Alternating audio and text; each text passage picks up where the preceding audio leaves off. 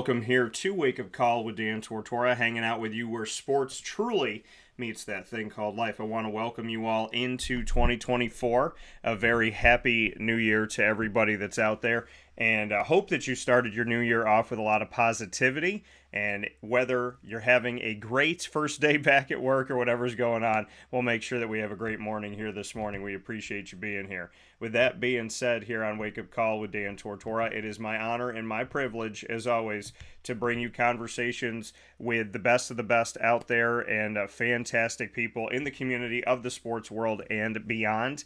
Today, inside of MonPawsPopcorn.com's What's Poppin', we're going to start the broadcast off with Christy's Corner, our bi-monthly segment in celebration of the International Boxing Hall of Famer, Christy Salters Martin.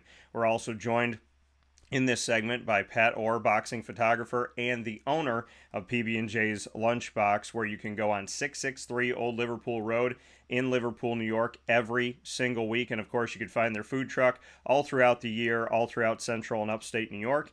And our special guest today, the First Lady of Boxing, is back on the broadcast, Jackie Kallen, joining us in just a moment. And then in hour number 2, we'll be joined live picture-in-picture by two of the New York State title CBA Syracuse student athletes. Very excited to have first on the broadcast here Matthew Hawn, who will be joining me at 10 a.m. Eastern Time, offensive lineman and offensive tackle, and wide receiver Darien Williams will follow to round out the show today. Both 2025 recruits with offers from Division I FBS out of Central New York, and then we'll get into the ingredients to success, proudly presented by Avicolli. So, with that being said, we now proudly bring you into Christy's Corner, picture-in-picture with Jackie, as well as having Christy and Pat on the phone. So good morning to everybody. How are we all doing? Good morning, everybody. Good morning, everybody. Doing good. And we have Jackie here, picture-in-picture. Like I said, we have Christy and Pat on the line. So, Christy, I always defer to you to start things off. I know having Jackie here on the broadcast a few months back was very important to us to share a bunch of incredible stories. And I would love to start it off with you, Christy, and why you wanted to start the new year off to have Jackie here with us. Well, I thought this would be a perfect time to start the new year off, but also to bring to everybody's attention that Jackie Kallen is the 2024 International Boxing Hall of Fame inductee. That is long overdue. And really, in my eyes, Jackie was the first woman in boxing in my era. I know that, Jackie, there were many before you that you looked to for inspiration and guidance. But you were there, even though we're close in age, you were there that I was seeing you kicking ass and taking names and doing what you were doing that no other woman was doing in this sport. So thank you for that. There's so many things with Jackie, though. I can't just stop on that, Jackie. We have to talk about your managing James Toney, the great world champion, Hall of Famer, what you've done for women's boxing, what you do for boxing, but what you do on the outside of boxing as well. You're always busy. You're always into so many social events and bringing awareness to different things, especially in Detroit. So thank you for all that you do to keep keeping on and keep setting a great path for all of us to follow. Well, I appreciate you saying that. You know, I ran into a picture of us the other day back from I think it was 1989 or something. It was ridiculously a long time ago. And the only thing that you said that wasn't exactly on the money was the fact that when I did start in 1978 was when I got into boxing. There were no other women. So I had nobody to talk to or no mentor. The only woman that I had known about that had anything to do with boxing was Becky O'Neill, who worked a corner for, I think, Jeff Chandler back in the 60s and 70s. And her husband passed away and she, I guess, took over.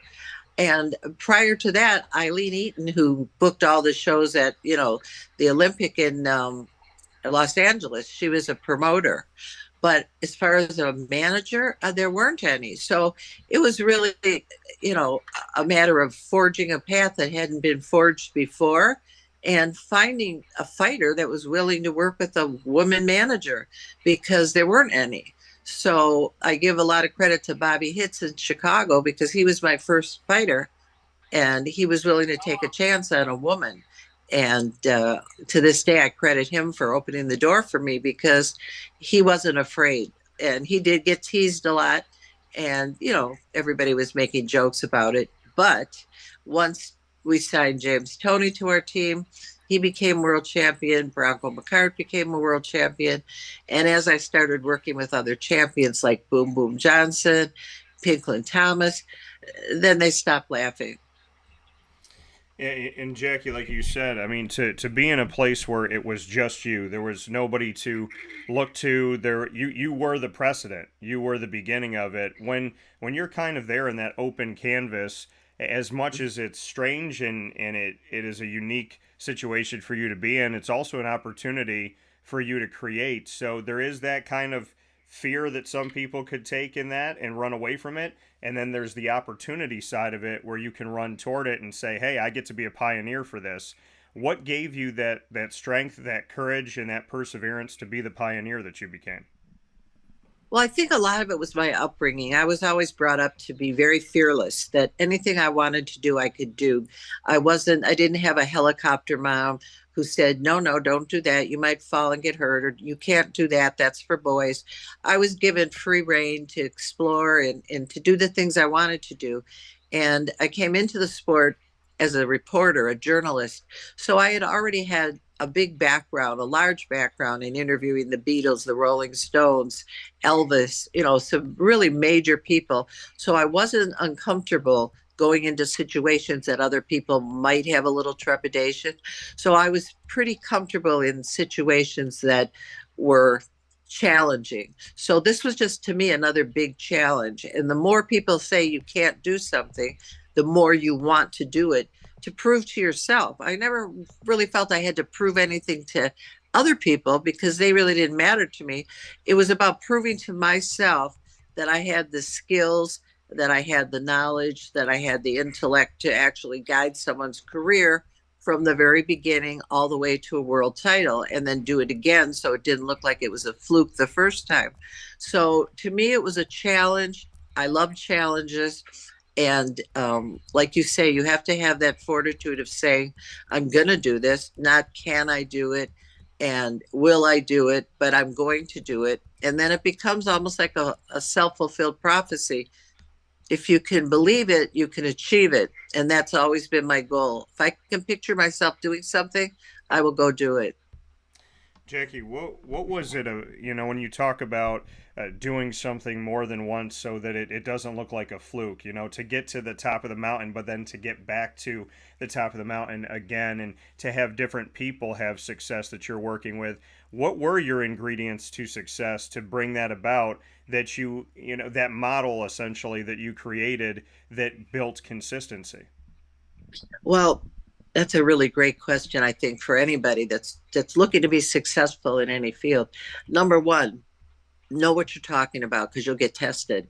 And if you don't, they'll call you out right away. So you have to know your business, whatever it is, backwards and forwards. You have to, if you're in the boxing business and you're managing a fighter, you have to learn how to wrap hands and stop cuts and how to find the right opponent at the right time, make the right decisions.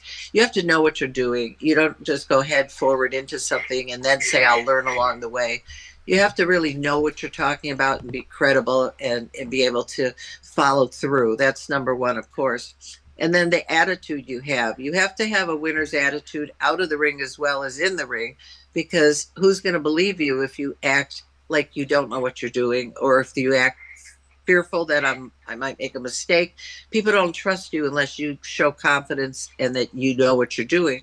So it's about preparation, knowledge, confidence in yourself, never quitting. Of course, we don't quit. You don't take no for an answer. Another thing is you don't burn bridges. Sometimes you have to work with the same people again that didn't give you a chance the first time. But if they're in a position where you can work together well and achieve something, you have to put your feelings aside and work together again. I know Christy knows that. We all know that lesson.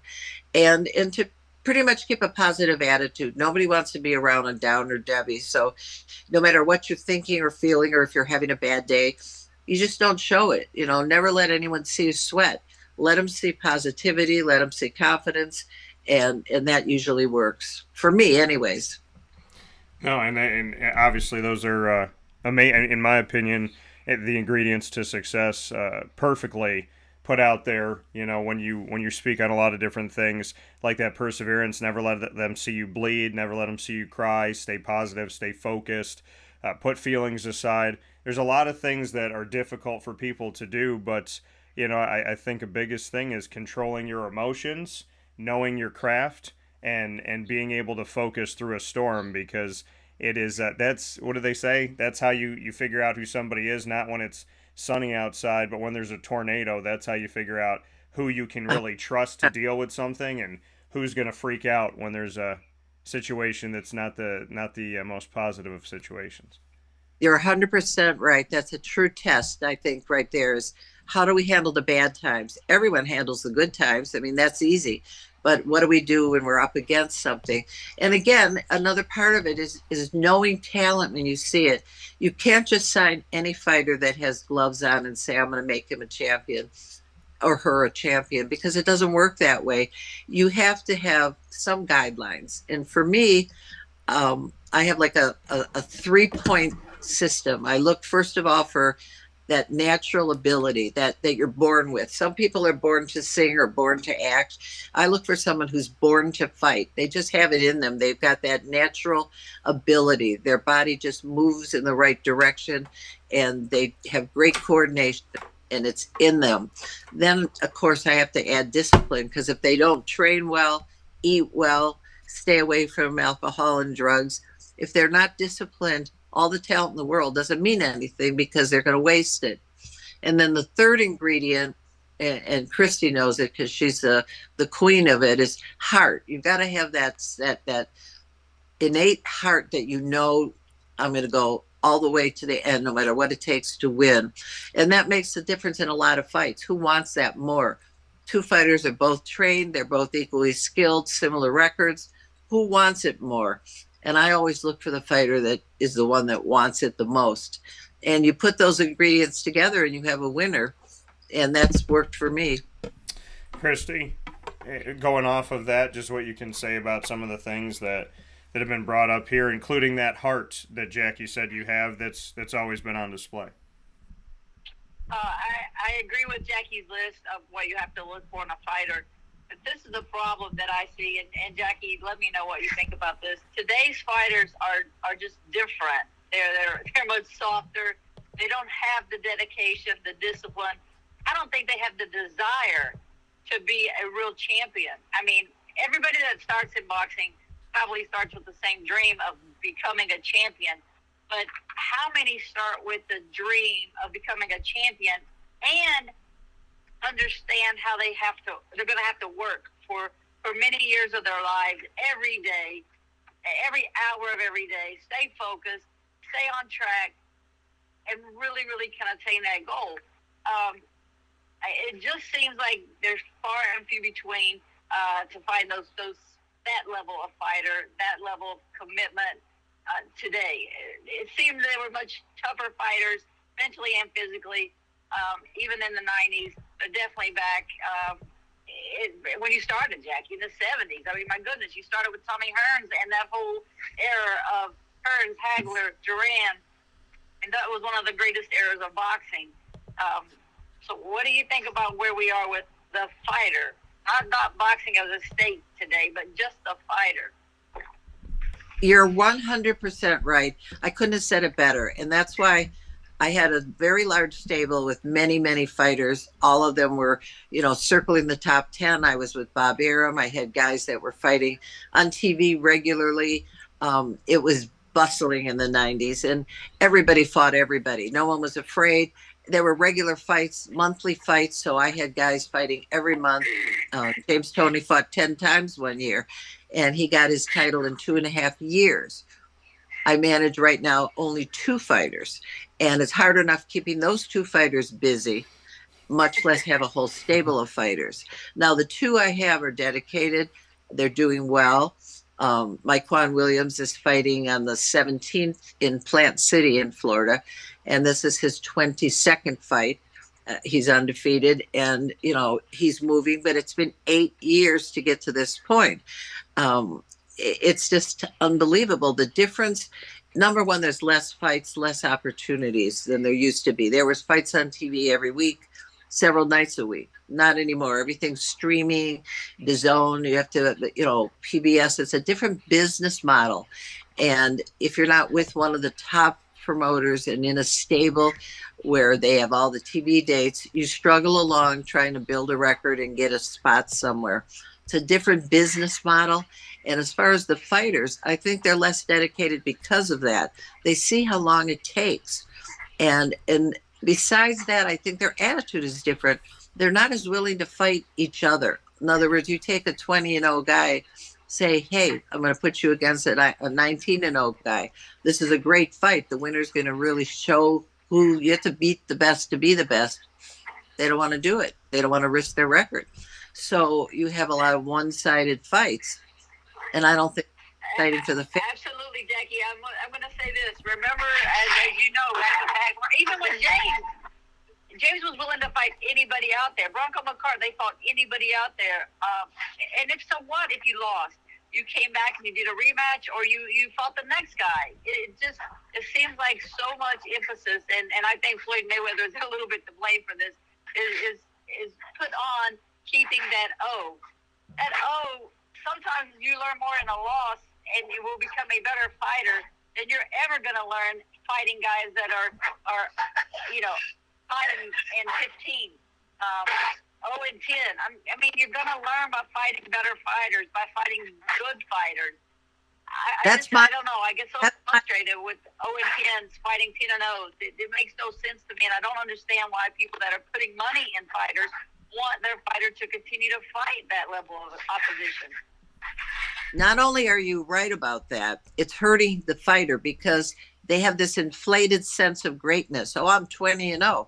I know guys that are 16-4 that could beat your ass because they fought really tough guys and they lost very close decisions. And you had 20 wins against guys that you were supposed to beat. So don't let that get to you. You think your record defines your level and your quality of fighting, and it does not. That is a paper figure that was built for you by the right opponents. So you show me a guy who's fought top 10 guys and lost, and I'd rather not fight him than fight an undefeated guy who fought nobody. And that's a very important thing that you brought up. It's the quality of opposition that defines what level your fighter is at. He could have had 6 fights against tough guys, and he could be ready for a 10-round fight, and he could have fought 10 fights against nobody, and he's still at an 8-round, 6-round level. So that's a very important point you brought up. And we just had a question that came in, and speaking about where things are at, and the question that came in was, is there more money in MMA than in boxing? And yes. Jackie, I'd like to get everybody's thoughts on this. So Jackie, I'll start with you. Yeah, but MMA seems to be kicking our butt as far as box office numbers, as far as pay. It's except for the very few marquee fighters at the top of the game. They make their big money, the Triple G's and the Crawfords. But the average fighter, you haven't heard of him. You probably haven't seen him fight. And yet MMA, you got to look at UFC and what a great model it is, and the money that they're making, and the sellouts at the stadiums. It's a very different sport than boxing. They've surpassed us in a lot of ways. Christy, do you agree? Absolutely. And one of the biggest things, they fight each other, and it doesn't matter if you lose, you come back and you take another tough fight. If no one's running away from a competitive bout in MMA. I'm not a fan. I don't understand the ground game, but I 100% Dana White he has a great model over there. Again, no one's worried about protecting their O. They're worried about putting on a great show, and that's what they've consistently done for several years now. Absolutely. Yeah, and Pat, what are your thoughts on that? Looking at MMA and what they've done money wise with their organization and just where things are at right now. It seems like the general consensus this morning is that they have surpassed boxing. They do have the spotlight. How do you look at it? I wonder what the magic is, because is it in the contract? They have to do stuff. They have to fight certain fighters. I'm wondering why they fight everybody in boxing. It's kind of like the sneak by and fight the cupcakes. Definitely more exciting fights in that sport than there is in boxing a lot of times because of that. I hope that boxing, comes back up to where it was in the 90s. These guys should all be fighting each other and, making their paydays. But too many fights are boring. We need more qualified people out there, I think. The Bronco McCarts, the James Toney, you have two different style fighters there, but they're still entertaining. People wanted to see them. I hope it comes back because it's a great sport and it's not as violent as MMA and UFC. So I don't understand that part of it, that, they don't get the backlash that boxing does for being, brutal.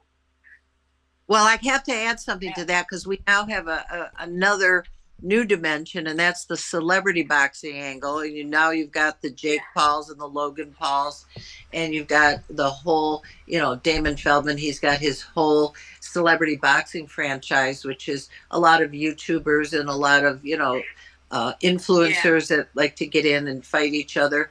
And, it's another side of boxing, I guess. And now there's bare knuckle boxing that's out there. And there's ice wars where the hockey players fight each other. And so there's all these different forms. And people always ask me, does that help boxing or hurt boxing? And that's a question I always wanted to ask you, Christy. What do you think about the Jake Pauls and the celebrity boxers that come out and they outsell and certainly, get bigger purses than the regular guys that we're working with every day that'll never make the money Jake Paul makes? Right. You know what, Jackie, it's crazy because in my mind I have about 100 questions I would like to ask you, and that was right at the top of the list. What do you think about Jake Paul? My feelings on Jake Paul go both ways. I think it hurts boxing in some ways because his skill level. I think he's going to the gym. He's actually getting better each and every time out, but he's so far under even the average fighter.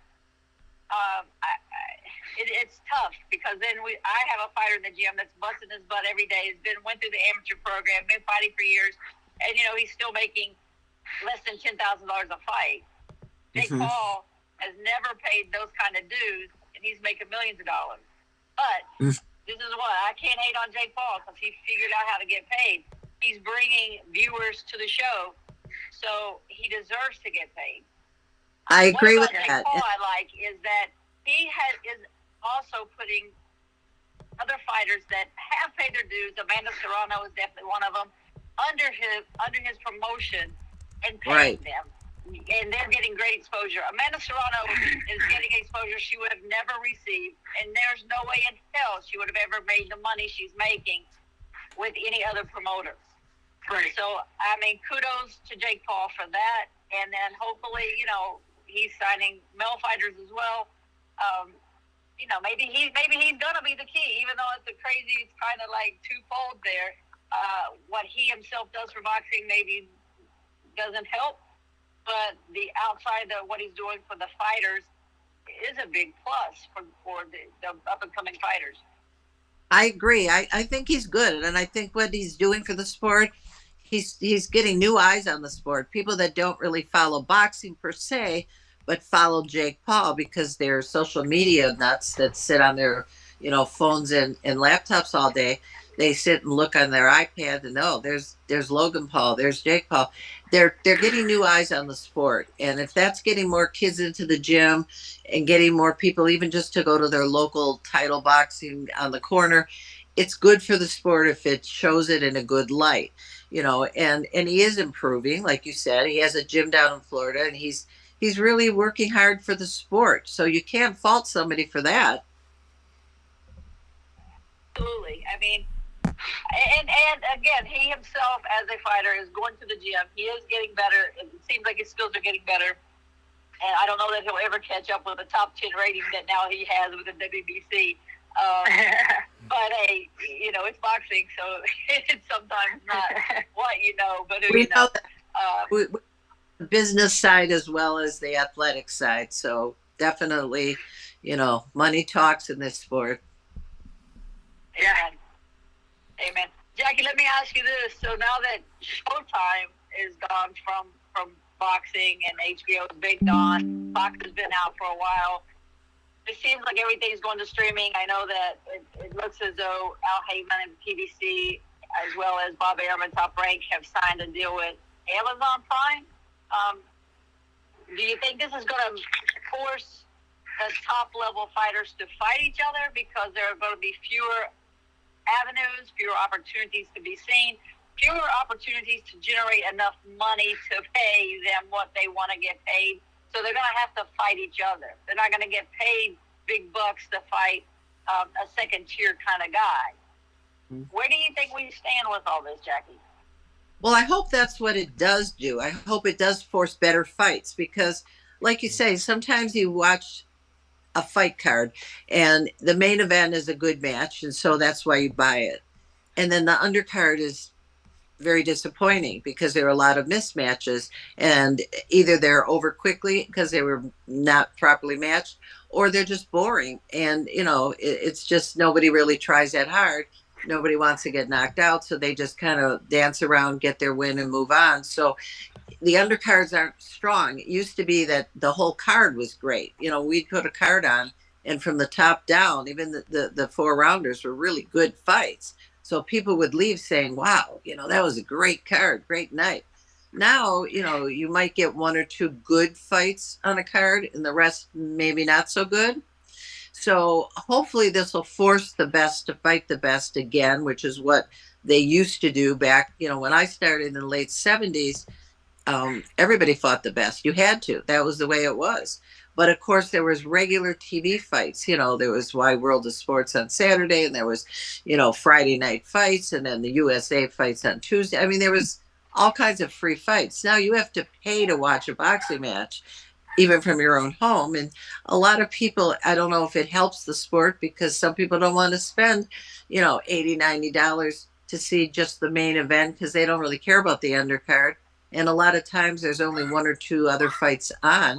So I don't know if boxing is pricing itself out for the viewer at home because there aren't as many free opportunities to see fighters. How do you build your fighter when there's no exposure? Well, and I think that we put on these pay-per-view shows and we put, you know, 3-4 bouts for the main event. But it's those are 8 fighters that none of us know. You don't know, they're not being built somewhere. They're, like you said, they're not being built on USA Tuesday Night Fights. They're not being built on ESPN Friday Night Fights. So that we can become a little familiar with them. Then you kind of move and graduate up to pay-per-view. And then you stack the card. I mean, love him or hate him, Don King stacked the card. In the 90s, we would fight on those pay-per-view shows, and it would be all world title fights, and all world title fights that meant something. You know, even if he had both sides, he wasn't going to lose. But it doesn't matter. The fans won. Mm-hmm. That's what I'm talking about, because you and I come from that era, and we know what makes an exciting fight. We know what builds an exciting fight card of good fights. And now it's just different. You know, the sport is different. The quality of the fighters, like we said earlier, they're different. You know, they don't have that eye of the tiger, you know, that they just don't have that same drive and that hunger. I don't know, you mentioned the word softer, and I think that's a good word for it. They're softer, aren't they? Absolutely. Absolutely. But you know what, Jackie, we're talking about boxing today, but what I really want to talk to you about is I want to know how you felt when you picked up the phone. You probably saw on caller ID Ed Brophy, International Boxing Hall of Fame. When you got that call from Ed Brophy, what did you say? How did you feel? Did you feel like, you know, this is the pinnacle? Yeah, the first thing I thought of is, what took you so long? You know, I've been doing this 45 it took me so long to see that. Yeah, I'm here. So I was just really, really grateful that, to be recognized while I'm still here. I'll be 78 years old before I even get to Canastota in June. And, not that that's old, but, at this particular point, it's great to be recognized while I'm here to enjoy it. So I was, grateful that they finally noticed me and included me. And, and it was very satisfying and gratifying. And, you're already in there. So, that feeling of knowing that you're being recognized for your accomplishments, and that the Hall of Fame in any sport is like you said, that's the pinnacle. You're the best of the best at what you do. And I'm the first female manager ever in the Hall of Fame. So that's something no one can ever take away. When you're the first, nobody can be the first. So that's a wonderful honor as well. So I was really excited. I was very happy. I knew my kids and my family would be really proud. And that's a legacy. It's something that you leave behind because, once you're in the Hall of Fame, you're always there. So I was pretty happy. That's for sure.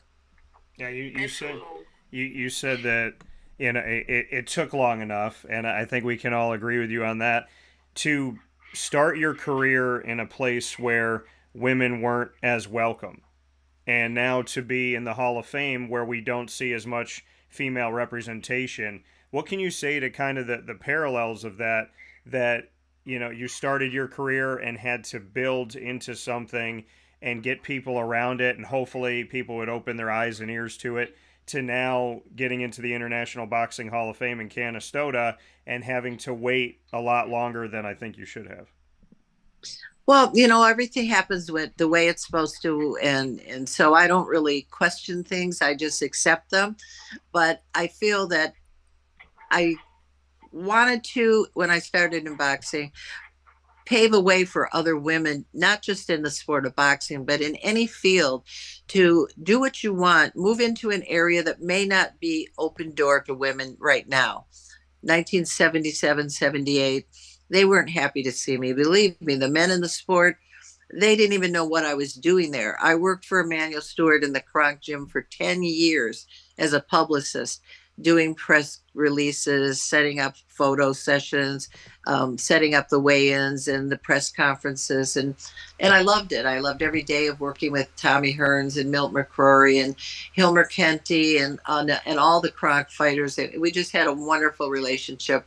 But when I started, it was about respect, and it was about the men in the sport understanding that there's a place for a woman. Just because I'm not anatomically built the same as them, I look a little different, doesn't mean that I can't know as much as they know. It doesn't mean that I can't make the right decisions for a fighter. It doesn't mean anything. And it took many years, not just a few days or weeks, it took years to get that acceptance. Without naming any names of the old timers, some of them who aren't even here anymore, they gave me a rough time at the beginning. What are you doing here? Who are you sleeping with? And why do you care about boxers? And, you just want to be around these half-dressed guys. And, you can't go in the locker room. Well, I want to see my fighter before the fight. No, you can't go. Women don't go in locker rooms. I want to get in the ring after the fight to, celebrate with my fighter. The other managers are doing that. No, we don't want women in the ring. And they used to tell me to go put on a bikini and be a ring card girl. I said, yeah, you could be you want to get in the ring, go put on a bikini. And they were disrespectful a lot and dismissive. But I always acted like I didn't notice that. Oh, okay, well, I didn't bring my bikini, so, I'm afraid I'm just going to have to get in there because that's my fighter that just won, and I'm his manager. And I used to have to carry my manager's license and say, you see this piece of paper? That's why I'm going in there. And, I used to have arguments with security people. It was rough at the beginning, but I never quit, and I never lost my cool. Yeah. I never had argument with anybody and got into a shouting match. I've been 45 years in the business, never been sued, never gone to arbitration with the fighter. If you keep your nose clean, believe in yourself and what you're doing, and just keep moving forward, that'll sometimes work. And in my case, I just kept moving forward. And, the people that tried to stop me, I just kind of wiped them off like little fleas, go away. You know, I'm doing what I'm doing. I'm not Absolutely. hurting you. Leave me alone. And eventually I won over some of the old timers. Not all of them, but a lot of them. So to know that this International Boxing Hall of Fame induction is well on its way, just a few months away, for Hmm. you, have you thought about those things that you really want to bring home when you stand on that stage and give that speech? Do you have those points of emphasis of saying, "Hey, they didn't want to let me in, and look at me now. Like I was in the ring, I was in the conversation. Now I'm in the hall." Have you No, thought about what you I want to don't. say? I need to rub anyone's nose in it or anything. I think I'm more interested in acknowledging the fact that women have come so far, and now we have so many women involved in the sports. You know, we got the Kathy Duvas, the promoters, and we've got the female champions, and we've got women involved in so many aspects of the sport. And I'm so proud to say that, you know, if I opened a door and they came in behind me, you know, maybe it took me a little longer to get in the Hall of Fame than the ones that came after me.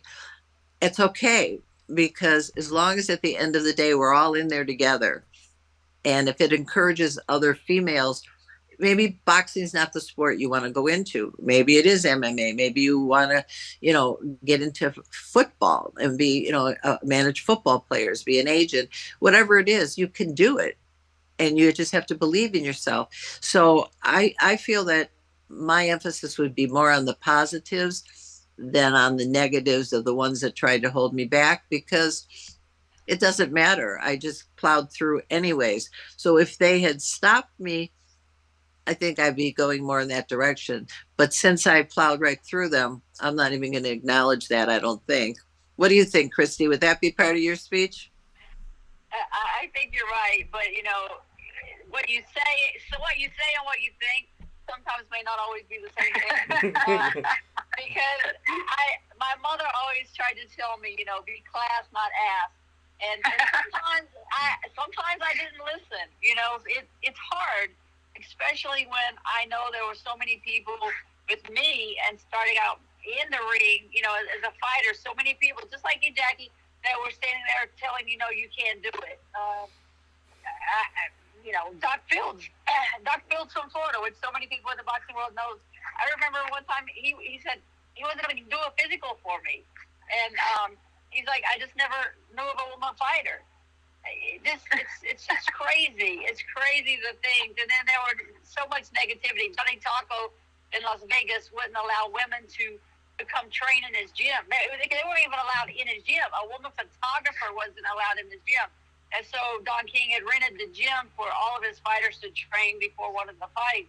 And I went as one of the fighters. And I remember walking in and like all the air just went out of the building. And I didn't really understand what was wrong. I thought, okay, now, you know, with Don King now, I've kind of made it. But that wasn't the case. There was still so many people that just didn't want to accept a female being involved in boxing. So I know, you know, it's whether you be the fighter, the manager, a trainer, any way that you're involved, there's still those old school guys that just are not going to be accepting. But what I think, Jackie, both of us, through our trials and tribulations of life, you know, we're not just role models and inspirations, hopefully, for young girls, but I think it's young boys, too, because they can look at us and say, wow, if that woman could do this, I damn sure can. Because, you know, that's just, anybody can, right? We did it. So if we can do it, they can do it. So I think that we're just positive for many people, hopefully of all ages, sexes, you know, races. It doesn't matter. If we can accomplish what we've accomplished, end up in the Boxing Hall of Fame in Canastota, New York, I mean, come on, if we can pull that off, we can do about anything we want to do. Absolutely. Well, another aspect that I think I might refer to, I'm not sure yet, you know, I haven't thought about it. I've got till June, but dealing with the racism in the sport back in the day was very difficult for me, because I come from a very loving, warm, inclusive family. I grew up in an integrated neighborhood, an integrated school. I had friends, of all different backgrounds. And now all of a sudden I get involved in a sport that was predominantly African American back then. It was not, as many Hispanics, as many Asians, as many, European. Now we have the United Nations of fighters, but back in the 70s, late 70s, early 80s, most of the fighters were black fighters. And I had so much problem with, I would take my fighters out and we'd be in a restaurant and there would be me, little blonde me, and maybe 4 or 5 fighters, and they were all guys. And people would come by the table, they would stare, they would ask me if I was taking a group out on a day out from a prison day or whatever. I mean, the craziest things you could imagine were said. You have no idea. I was driving to Chicago for a fight once with one of my fighters and their trainers. We got pulled over by the police and he said, "Ma'am, get out of the car." I got out of the car. He says, "Are you all right?" I said, "What are you talking about?" He's looking inside the car. He thought I was carjacked or something. I said, "What are you talking about? I'm on my way to a fight. This is my fighter and his trainers." He thought that I was being carjacked driving these guys. It was just insane, some of the stuff, because I didn't look the role, I suppose. And so there was just a lot of things that were, they just bothered me so much because people's assumptions are so far off base sometimes. And, I never saw as much prejudice except when we fought down in the South. If we fought in Georgia, we fought, like, I remember once in Jacksonville when we had a fight. And, I hadn't been called the names that I was called being with my fighters down there. That was the hardest part for me initially. It was being a rather petite, white, blonde woman in the sport of boxing. I really stood out. And to most people, not in a good way. And that was troublesome to me. And I mean, the hope is, and obviously this country's got a lot of work to do in 2024, but the hope is there has been positive moves made in a lot of different areas. Why women wouldn't feel welcome in a boxing ring like men did, that was an issue from the beginning. Why racism comes into anything, prejudice, and obviously, like I just said with sexism, these are things we should have never had to talk about, yet they're conversations that are a part of our history. And unfortunately, they're a part of our present, which means we haven't learned enough from our history to get to a better place in our present, which 2024, to turn the page, is an opportunity to hopefully do better and to stop having to tell these stories because these things have actually happened to us. And we got to talk about it when it happens, right? We have to put light on it, but it's unfortunate that any of this has actually happened in our society and that anybody didn't feel welcome at any place. But these are the isms. There's sexism, there's racism, there's ageism. Yeah. I'm in my 70s now. People probably say, "Oh, she's too old to do this, or this." Just like I was too white, I was too female, I was too whatever. You're always going to be too something for someone. And that's why you have to just believe in yourself and do what you want. I'll do what I'm doing till I'm 90 if I can, health-wise. God knows 95, who knows? But I will never be held back by an ism, and that includes all of the prejudice that goes against anybody who's in a minority position, a woman in a man's world, a black in a white world, anything that makes you feel less than you are. You have to fight it. You have to show the people around you that, I'm not going for that. I don't care if I'm a girl. If I'm a girl and I want to drive a truck, I'm going to drive a truck. When I was a little girl, I didn't just play with dolls. I had a brother. I played with his toys too. I knew from a very young age that I wasn't just going to be a girly girl. I wanted the whole world. If there was sports, I wanted to participate. If there was gambling, I wanted to gamble. If there was a fast car, first car I bought when I started making money was a Ferrari because I wanted one and I could drive one. And I learned to drive it pretty damn good that's too. The important part. So, But you have to believe that. You have to believe in yourself. Even if you're a little boy and you say, "I want to grow up and be a hairdresser. I want to grow up and be a designer like Halston, or I want to be a designer." Do what you want. follow your passion. It doesn't matter what other people think. They're not living your life. And that's the thing that always annoys me when people listen to the naysayers. They listen to the outside voices. And then these outside voices go away and live their life. And you're sitting there thinking about what they just told you. Don't listen. They don't matter. Yeah. And could not have said it better myself. I do want to jump into rapid fire so we all have an opportunity to put each other on the hot seat. Jackie, you're going to get to hear from all of us, and you're going to get to send them back to us as well. So, Pat, you get to ask Jackie the first question in rapid fire here on Wake Up Call. What do you got? Okay, Jackie, first I want to tell you that your statement about not burning bridges is probably one of the most important things that anybody can do in their life, because life definitely comes back around. I deal with it with my employees now, and I've dealt with it in my life. So that's like a great thing for people to know. And as far as the questions, I am going to ask, of all the people that you have met throughout boxing and like at the Boxing Hall of Fame, who is that one fighter that you just want to shake their hand and say thank you for what you did? Well, it would be Muhammad Ali, and of course I did get to know him and spend a lot of time with him, but he stands out in my mind as the quintessential, role model for boxing. He was gorgeous to look at. He was brash. He was funny. He was just, I thought he was great for the sport, and he will always be in my mind, the GOAT. But that would be my answer, Muhammad Ali. Awesome. Nice. Well, Jackie, what's your question for Pat? Pat, you're in the restaurant business, right? Yeah, now I am. And my question for you is, I've always wanted to ask this to restaurant owners. What do you do with customers that come in and they're rude to your staff, send their food back, are never satisfied? How do you handle that? Because I know what I would do, but how do you handle that? I know what I would want to do. I try to smooth it over. I ask them to please not talk to my employees like that. Don't be disrespectful. We'll fix whatever the problem is, and we'll take care of things, but please don't be disrespectful to my employees.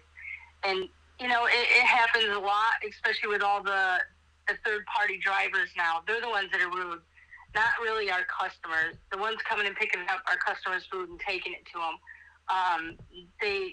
half of them don't have manners at all. And I have banned drivers from delivering from our restaurant. They have no accountability. They do whatever they want. So that's probably the hardest part.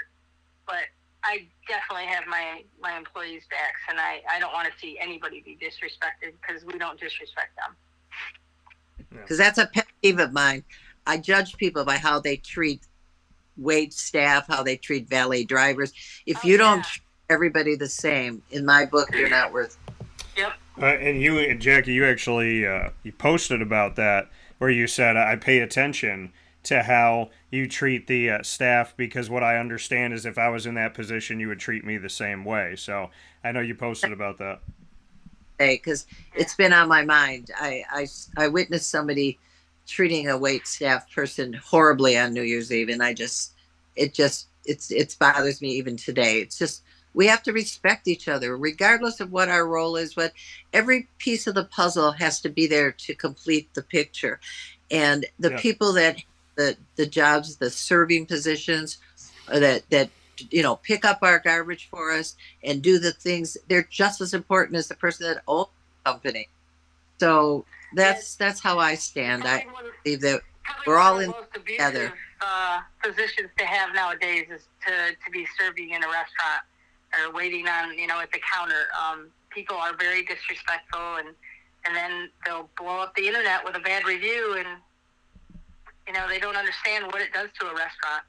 It takes months and sometimes never recover from stuff like that. Well, it's the same with social media. You can put one bad comment and then it gets, goes viral, and you can rip apart a fighter. Just, it used to be you'd watch his fight on TV, you'd tell the person you're watching it with, he didn't look so good.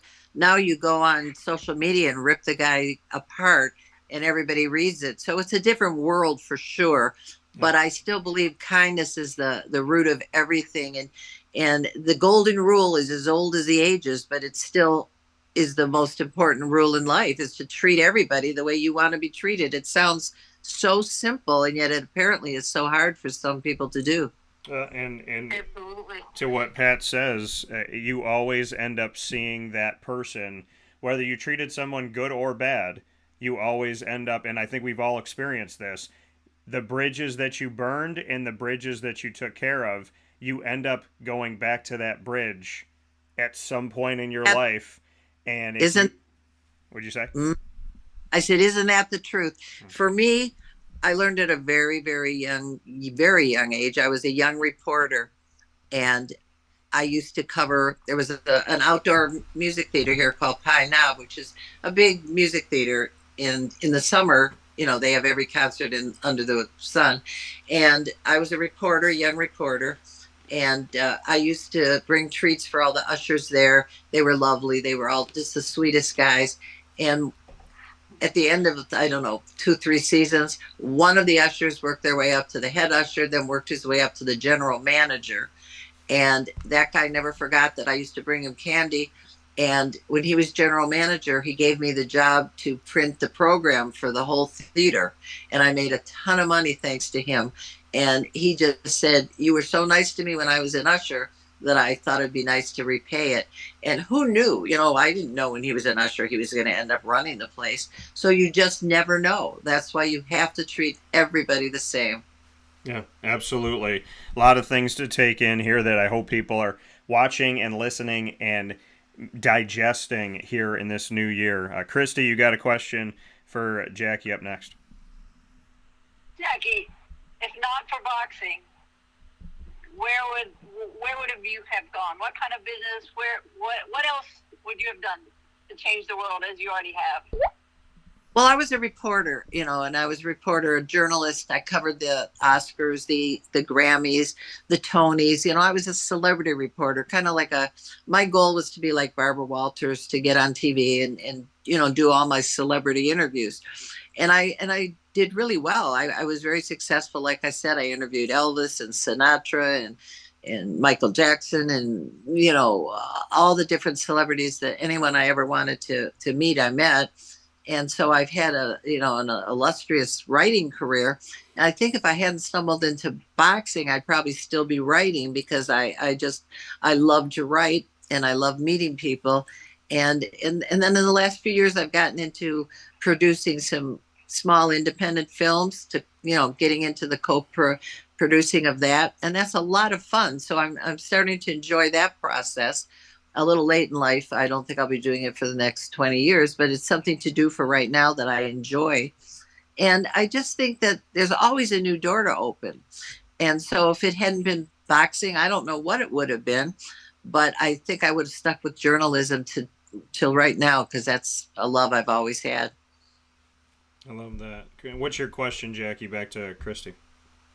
Oh, I have so many for Christy. You have to understand, I love Christy. Christy and I go back 35 years. She's one of my favorite people. And so I could ask her a million questions. But I think a question that maybe other people would want to know, because of her career and how amazing it's been, is who was your toughest fight that if they paid you, I mean, I'm sure you probably would take anybody on again, knowing how you are, but the one person you'd least like to fight again, who was that? Oh, least like to fight? Yeah. The one fight I would never do a rematch would be with my wife, Lisa Hollowine. Number one, she's too strong, and I fought I fought the best fight of my career against her, because I actually used my brain instead of my brawn.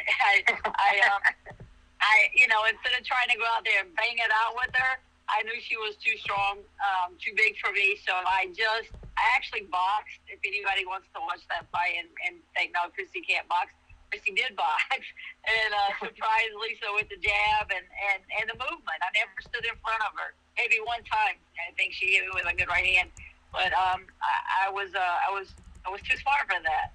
And I think people never really gave me credit for my my boxing IQ was much higher and is much higher than people probably realized or thought, because I like to just go bang it out. That's what I wanted to do.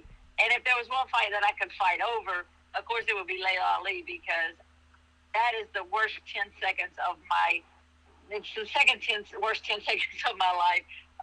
The first 10 seconds being laying on the floor, bleeding out after being shot and stabbed. That was the worst part of my life. I didn't want to bring that up because I didn't want to give that right next to it is Layla, and staying on my knee for 10 seconds. You know, I just can't believe I did that. Quitting is not, I didn't think it was in my DNA, but I did. I quit on me. I quit on my fans. I quit, and it's the worst feeling in the world. Well, it's over with now. You're a Hall of Famer, so it's just another memory. But your career is so outstanding, and you paved the way for everybody who's fighting today. And, you know, the fact that you're even in the Hall of Fame is so spectacular, because you are a pioneer, and you're right, too. And, you know, I'm not saying that's what attracts us to each other because we're, you know, firsts or anything, but I think we understand each other because neither one of us were afraid to break through the ceiling, and neither one of us care what other people think or did think at the time, or probably still don't care what they think now, right? Right. That's the whole thing too, you know, is now trying to stay the glasses half full and not worry so much about what everybody else thinks and how they feel, and just be comfortable and happy in my own skin. Yeah, something. You're very special to me. Thank you, Jackie. I have much love and respect for you. Yeah, coming here this morning on Wake Up Call. Final question. Two questions. It'll be between you and I, Jackie, and I want to go with this one. As hopefully you've seen this. If not, I'll let you know now. But you have put out a lot of messages to the world, like I was saying a little bit earlier. A lot of kind of cautionary tales, advice, knowledge, wisdom, and a lot of the things that you've posted, I have reposted because they've hit me at that time at the most perfect moment. And I've learned a lot from the things that you've said. I've grown a lot over this past year, the things that you've shared, and it's caused me to have to be honest with myself and to stand up against things that I don't agree with. So I wanted to ask you what provoked you to put out the messages that you put out, and to not just kind of live your life for yourself, but to put out inspirational messages to hopefully help somebody else. Well, I'm so happy you mentioned that, because that's a passion of mine. I remember it's maybe 8-10 years. I don't even know how many years I've been doing it, but I just remember waking up. My son had been diagnosed with cancer that day before, and I was really feeling down. And I saw a quote that said something about, you know, your worst day can turn into your best day, and don't worry about what's going to happen, because it may not happen. And you're wasting today worrying about something. It was something similar to that. And I thought, okay, you know, I'm going to follow that. Let's wait and see, you know. And he recovered, and that was, you know, fine. But I put it up there, and I thought maybe it'll help somebody else. Someone mentioned to me, gee, you know, I'm glad you put that up there, because I just lost my job, and that made me feel that there's going to be one door closes, another will open. So I started every day when I woke up putting something inspirational up on my page to just jumpstart my day, and hopefully somebody else would see it and it might do the same for them. And I've been doing it now, like I said, for many, many years. And I started doing it for myself to give me something inspirational to start the day. And then I found out that a lot of other people need that also. So it's just something I start every day off with, something that I can impart to somebody. Maybe it'll hit you right today. Maybe that's just what you needed to hear today. So I've been doing it, and I will continue to do it until I'm not able to go on Facebook anymore. No, and I appreciate it tremendously, because like I said, it has meant a lot to me, and there's been a lot of messages that I know specifically coming from you that you shared that you felt were important to put out there, had an impact on me. So I want to say thank you for that. Well, I appreciate that. That's why I do it. What is your question for me, Jackie? My question for you is, you're obviously very smart and obviously very educated in all the different sports. You love what you do. I can see it. It's on your face in the way you ask your questions. You're doing what you're born to do. You're really good at it. Thank you. You were an athlete and were in any sport at all and were the best in that sport. Would you be a star quarterback? Would you be a world champion? What would you be if, in the perfect world, if you were athletically gifted? I would say I played basketball growing up, and I can still shoot. I'm just 5'8", and so I got recruited D3. My goal when I was a kid was to go to Syracuse, play Division 1, go play for the Toronto Raptors. So I mean, I would say if I had to choose a sport, it would probably be to play basketball. There's a lot of sport. I mean, I have respect for so many sports. I've covered anything and everything from bowling to crew to boxing, basketball, football, baseball, softball, field hockey, swimming and diving, track and field, cross country, and on, lacrosse. So I think I'd have to go back to the sport where I always tell people, if I close my eyes and I'm sitting on the sideline and I'm broadcasting and I hear your sneakers, I can tell you what defense you're in. And it would have to be basketball. I would love the opportunity to be on a basketball team. And it's not even to hit that winning shot. It would also be to pass and give somebody an opportunity for that winning shot. It would be that defensive play to turn the tide on something. There's an art to basketball, and I grew up with it. Picked up my first one, I think, at 3 years old. My aunt taught me how to shoot properly. I played organized when I was 7, and then we just grew into. I had the opportunity to play on some really great teams. We did some amazing things in high school. Got recruited D3 to Marywood, where I ended up going. And I ultimately decided to start my broadcasting career in place of playing. And I was coming off a coach. I was really not fond of the way that he coached and treated us, so I was kind of bitter. And the coach called, and I said, I don't really know if I want to come and try out for the team, because in D3, you don't have a scholarship. So he was like, come try out with the team, see what you got.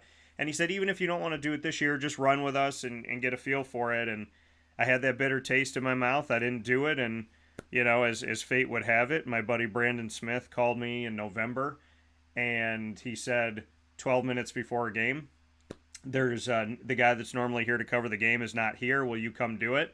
And my career literally started by me taking my hamper with my laundry in it, putting it on top of the washer.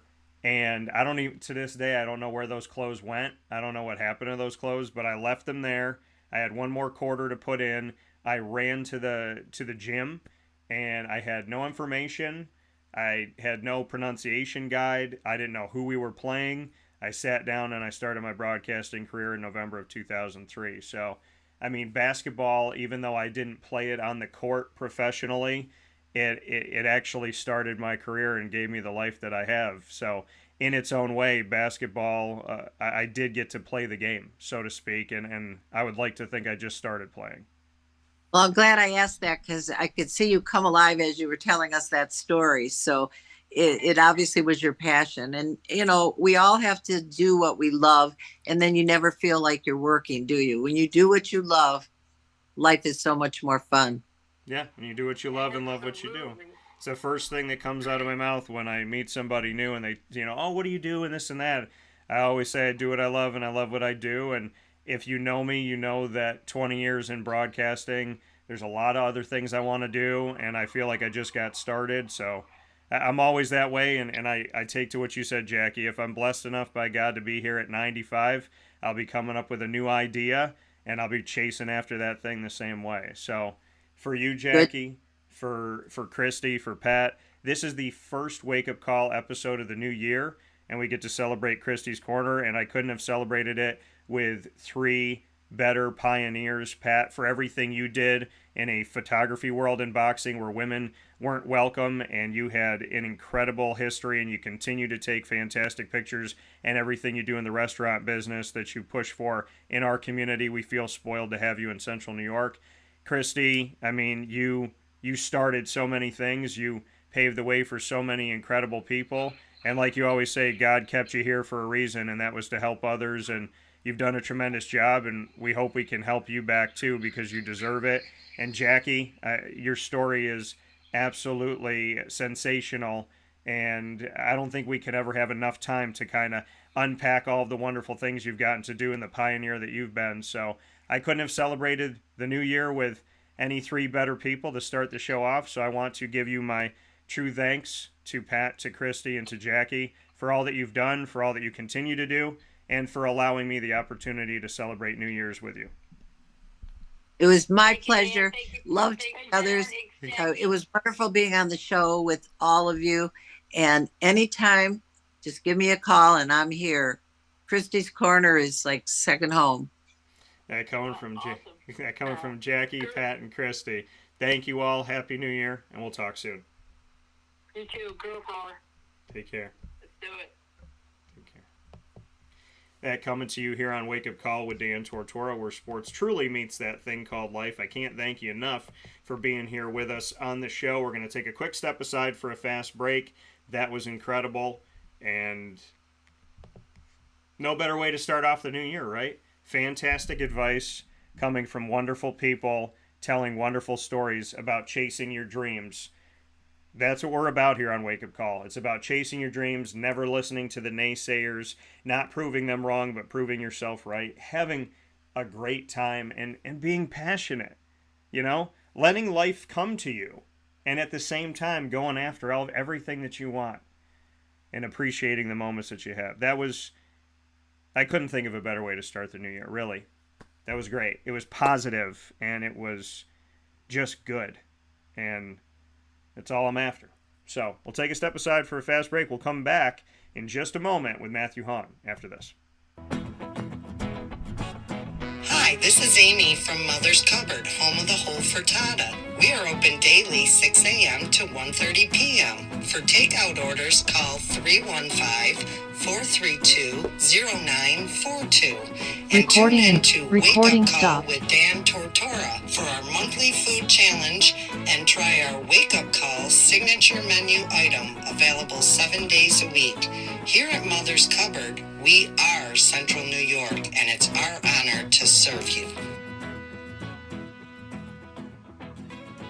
Ma and Pa's Kettle Corn and Popcorn Factory remind us that every day is worth celebrating at 201 7th North Street in Liverpool, New York. Open Monday through Saturday in-store and always online at maandpaspopcorn.com. Serving our Central New York community and beyond, order anywhere, anytime at maandpaspopcorn.com. Stop in to get a tin at Ma and Pa's on 201 7th North Street in Liverpool, New York to get your half-price refills for the rest of your life.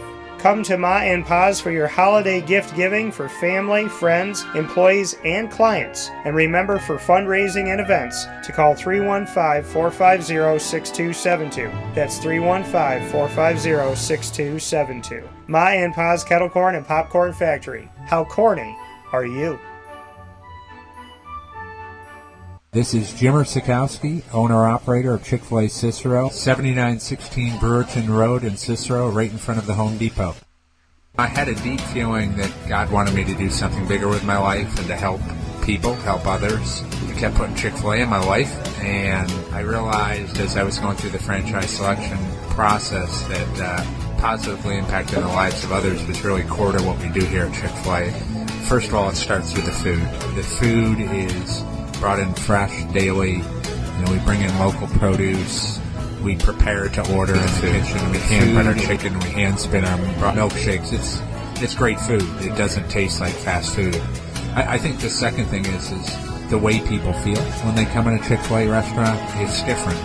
We try to treat people with intentional kindness here, which is very different and deeper than good customer service. And so I think it feels remarkable for most people to come in a Chick-fil-A restaurant. And then lastly, The impact that we try to have in the community is very different. It's a big part of the expectation of every operator of a Chick-fil-A restaurant is that they're actively engaged in their community, they're a leader in the community, and they're making a difference. When they realize that what we're striving to do is to shine a little light in their life, that's a very, very different experience than you will have at any other quick service restaurant. And it's that remarkable experience that I think people will emotionally connect with. Welcome back here to Wake Up Call with Dan Tortora. Happy to be here with you where sports truly meets that thing called life, and I am honored and privileged to have the wonderful guests on the show every single year with me, and now to have the opportunity to welcome back to the show Mr. Matthew Hawn, who's here with me picture in picture, 2025 offensive lineman, offensive tackle for the CBA Syracuse football program right here in the community of Central and Upstate New York. He is a New York State champion now and a 2025 college recruit for the future of his not only scholastic career, but also his football career. So with that being said, we bring Matt into the show. Matt, how we doing? Doing great. I'm happy to be here. Thanks for having me on again. Absolutely. And first and foremost, because haven't gotten to do this with you where we can actually see each other, congratulations on becoming a New York State champion. Thank you. I appreciate it. We put in a lot of hard work for over a year, ever since we lost the sectional championship last year, and we always were ready to come back and get a win. We got it done. When you look at any type of championship, it doesn't start really that season. It doesn't start 2 games before the championship. It doesn't start in the playoffs. It starts far back. When did you see this run toward a New York State title? When did that actual foundation of building toward it happen? Was it after the loss in sectionals last season? Was it before that? When can you say you started the building blocks as a team to win a state title this year? Yeah. So during last year's season, the culture was definitely building. We knew that, we could do great things as a team. But, that loss in the sectional championship happened and it really lit a fire under us. And 2 weeks later, 1 week later, we were back in the weight room and we were motivated. We all wanted to get going.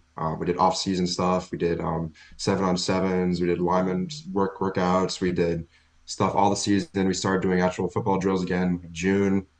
So we prepared for months and months and months. And, we always just wanted to get back and be able to, win the state championship and do what we hadn't done the year before.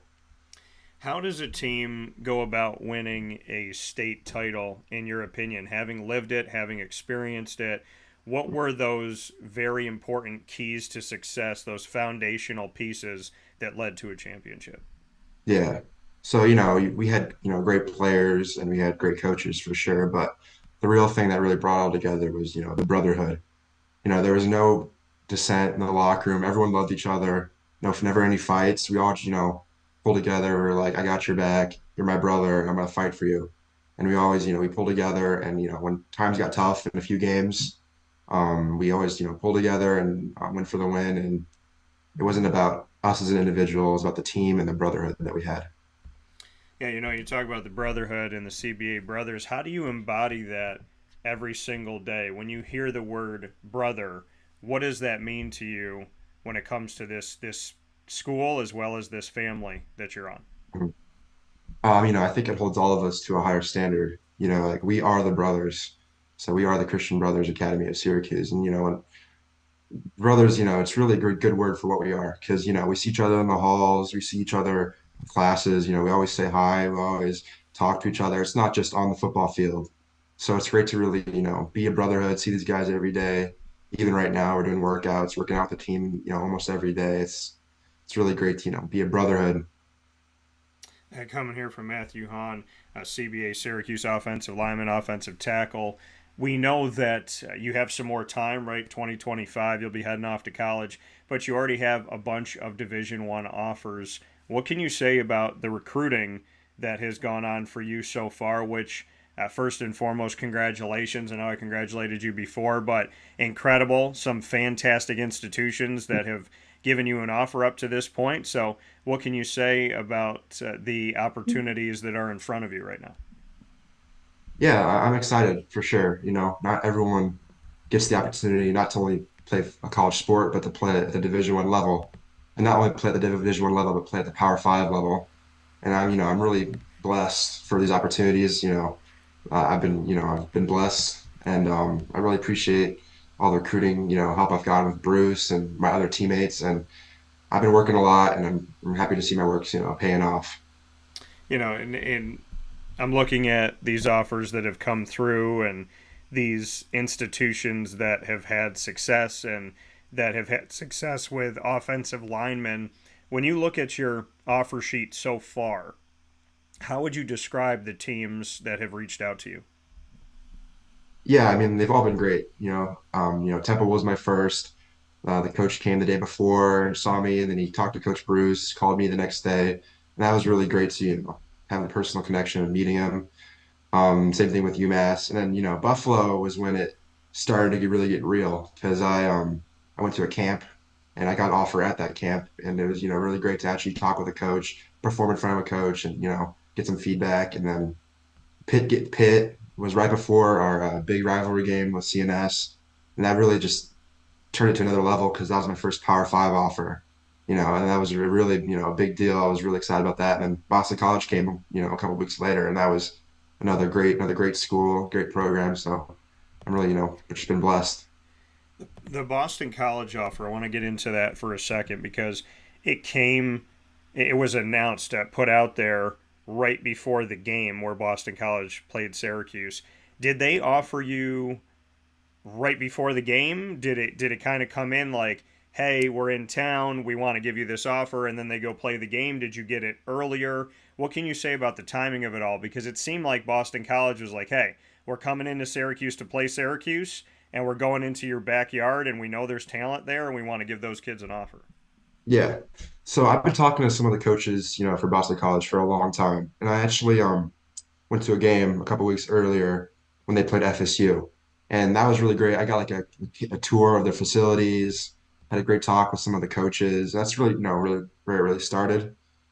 But then when they played Syracuse, they actually, they needed a field to warm up on before the on-field warm up, just for like a walkthrough, and they actually used our field to practice on and warm up on before the game.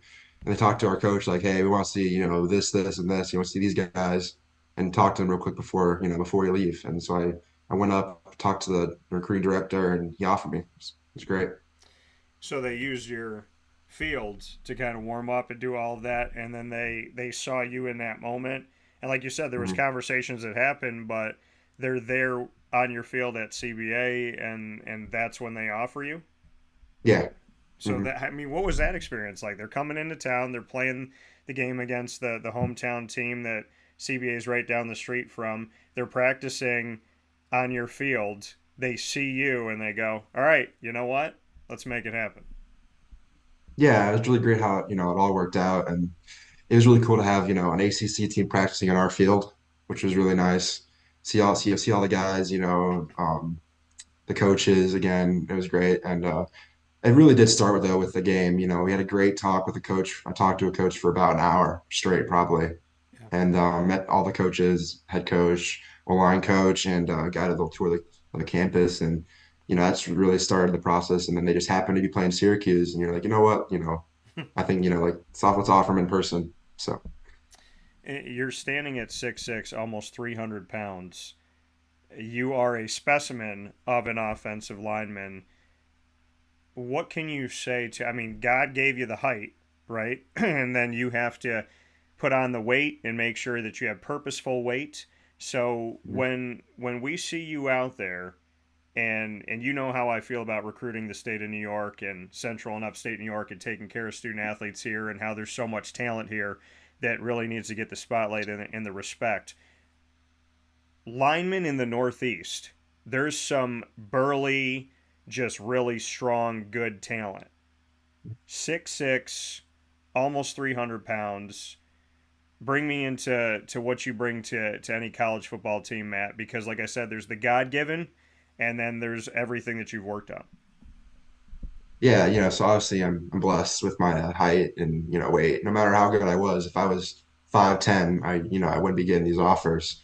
So that's, a big thing. But also my work ethic, especially last year after the loss, I put in, almost every day doing something, working with a trainer to work on lineman stuff, doing specific speed training, working with the team to get, stronger, working on my mobility, my flexibility, and just being able to work on, getting better and bigger and faster and not gaining any bad weight necessarily, gaining usable, muscle weight for a lineman. And at the offensive line in general, but the offensive tackle position, everybody that's given you an offer up to this point, has it been with the emphasis on offensive tackle and putting you on one of the ends of the offensive line? Yeah. So they talked about it for some coaches. Some didn't specifically say, O-line's pretty versatile. You Yeah. move around a lot, but Boston College did say, one of the coaches, Coach Christy, he talked about how he sees me as a tackle. And at Buffalo, the coach put me as a tackle on the offensive line for the final one-on-one. So, I do think tackle is probably in my future, but I'm open to play any position. I played guard for a while in middle school and up until my freshman year of high school. So, We have seen tackles, get comfortable on one side and then have to shift, right? There's injuries, there's different things that happen, there's different emphasis that teams have to kind of put in certain areas. There's recruiting that goes on, and they have one guy, and then they think, okay, well, if we have two left tackles, we're going to have to move somebody over there because we want to see them both out there. How comfortable are you playing left or right tackle? Do you feel like you can do both? Have you practiced the ability to kind of do those little nuances and those shifts that you have to make with your body? What can you say about either side of the offensive line? yeah. So over the summer, I worked a lot on both sides because I knew, it's not guaranteed I'm going to be on the left side of the O-line through my entire career. But also, this season we had a lot of plays where I was moved to the right side, like whether it was an uneven front, brought in extra tight ends or something. But I was, there was a good amount of plays where I was moved to the right side, changed up my stance, and it went smoothly. It went great. I like the right side and just as much as the left side. I'm comfortable in both. So, Matt, for you, I mean, New York State title, training, you have more time ahead of you. You hit at CBA. You already have these offers coming in.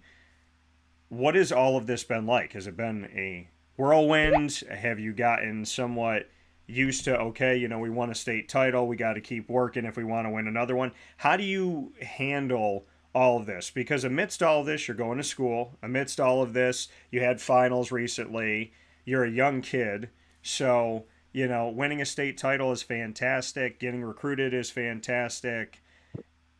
But you have to keep yourself in check, right? If you want to take care of what you need to take care of. So, how do you handle the whirlwind of success and recruitment by also staying humble and focused on the task at hand? Yeah, so it's been a lot, right? But I've taken it in stride, making sure to balance, football and academics, because, without good academics, you can't do anything with, with football recruiting. And I'm still, extremely happy and blessed that we won the state championship, but I'm already working, not only, to win another one next year, but getting my body ready for going to college in 2 years and make sure I'm as ready as I can be. And I've been pretty good at balancing it. It's been a good experience with balancing football and school and working to get better. And yeah. As far as school goes, favorite subject right now? Hmm. My favorite subject is probably AP chemistry. Okay, why? Yeah. I like, it's kind of what I want to do. I want to be a chemical engineer, and it's interesting to learn like how things work. And it's also my hardest class, but it's still my favorite. And I feel like there's some type of theme with linemen is that you enjoy these intricate, difficult studies. Why is that? Can you pinpoint why that is with offensive linemen? Yeah, because I think, O-line is such an intricate position. People don't really think about it that much, especially if they haven't played it. They think, oh, big, tall guy pushing another big guy to, make, get the running back in lanes. But really, it's a lot more than that. You have to, know your footwork. You have to make sure your hands are, in the right position so you don't get a holding. You have to use your body weight to the best of your ability without, standing too tall. You need to use any strength you have and use your power you have, get low. So there's really a lot of intricate little, parts to being an alignment other than just, a big man pushing another big man. That coming from Matthew Hawn here on Wake Up Call with Dan Tortora. Matthew, before I let you go, you talked about the intricate pieces and to make sure that you're blocking, not holding. Right? Mhm. There's holding on. They said arguably in any game there's holding on every play. College football sometimes it's egregious. We saw in the college football playoff that there was some potentially good plays that were taken away because of holding in the semis. We see it in the NFL all the time. How difficult is it to block without the hold and to know certain things that you can and cannot do when the game's moving at 100 miles an hour? Yeah, I mean, in all levels, I think linemen hold on every play just a little bit. It's kind of hard not to, but it's just knowing, it's mostly just hand placement, knowing not to, all right, I can't put my hands outside of the shoulder pads. And there's ways you can like get around it, like say I'm driving a guy, instead of having my hand up on his back and one on his chest, have, the lower hand on his hip, just using your hands in positions where the ref, it's legal still and not making sure not to get my hands outside, but overall, just making sure to hide it. That coming from Matthew Hawn. Matthew, I have Darien Williams coming up after you. Why is he a good teammate? What makes him special? Yeah, I mean, he's a great guy, in the locker room, on the field. He's really great personality and stuff, but, also he's a great player. It's phenomenal. He had like 240 receiving yards against the Carmel in the state championship, and he runs like a 4.4, like a 10 point something 100 meter. It's just ridiculous. He's just a crazy athlete, but, he's also a great guy. Like he doesn't, take it, too much. He's not, super cocky. He's just, a great teammate and obviously a great player. You guys have gotten to celebrate the fact that similar schools are recruiting you both and offering you both. What's that been like to be able to share it with Darien, that not only are you going through your recruitment, but that there's opportunities and avenues where you could play together someday again? Yeah, I mean, it's been great. We're never going to consider a college based, solely on the fact of possibly playing with each other, but the fact that, it's a possibility is really great. And also, it's been great to get, pretty much the same offers at the same time as not only him, but Marquand Sadler, Dante. Yeah. It's been really great to celebrate with all the guys, because we're all pretty young still. We all have another year, but getting similar offers, and I'm more happy for my teammates when they get one than when I get one. So it's just really really great to get offers together. And getting recruited out of the state of New York and central and upstate New York, what do you want to say to young men and women that are out there fighting at whatever sport that they are in, training, fighting to get themselves out there, doing everything that they can, out there running this morning or watching film today or whatever they may be doing? What do you want to say to the student athlete in the state of New York when we know that there's a chip on the shoulder? We know that there's not always an emphasis in a spotlight as it is in some other states. It's something that I've wanted to change. I continue to push for it. You guys make the job easy because of all the hard work that you put in to substantiate that. What do you want to tell student athletes out there that are in the state of New York that want to continue their scholastic as well as athletic careers in college? Yeah, I mean, the main thing is just to work harder. Like work as hard as you can, because all these guys in college and NFL, they didn't get there just by sitting around and, oh, I'm big, so I can get there. There's always a person, if outworking you. Just think about that. There's always someone. If you skip a day, feel like, oh, I don't feel like, doing my training today. I don't feel like going on a run. I don't feel like watching film. There's always someone outworking you who wants, your job like in college or, wherever. So the main thing is just always, keep working and make sure you don't fall behind. That coming from Matthew Hawn. Keep working, keep after it, control what you can control. CBA Syracuse offensive lineman and offensive tackle, New York State champion and a 2025 college recruit. Matt, as always, I appreciate your time. Congratulations on all the success. Thank you for representing my alma mater so very well. And big time shout out to that banner that will hang forever as New York State champions in 2023. Yeah, thank you. I really appreciate you having me on. It's always great to be here. Absolutely, Matt. And I look forward to talking with you soon. Okay, Happy New Year. All right. Happy New Year. Take care. that come in here on Wake Up Call with Dan Tortora, where sports truly meets that thing called life. We're going to take another step aside here on the broadcast, and when we come back, we will have the opportunity to speak with Matt's teammate, Darien Williams, going to be joining me here. Also a 2025 college football recruit, and he is playing at the position of wide receiver at CBA, and when he moves forward into college, and he'll be coming up in just a moment here to give his thoughts on his recruitment as well as Recording winning in the state title, progress. some advice for people out there, Recording and stopped. representing the beautiful state of New York when it comes to recruiting, as well as to his studies and everything that he's done as a young man in our society. Very, very excited to have Darien Williams coming up here momentarily right after this fast break where sports meets life.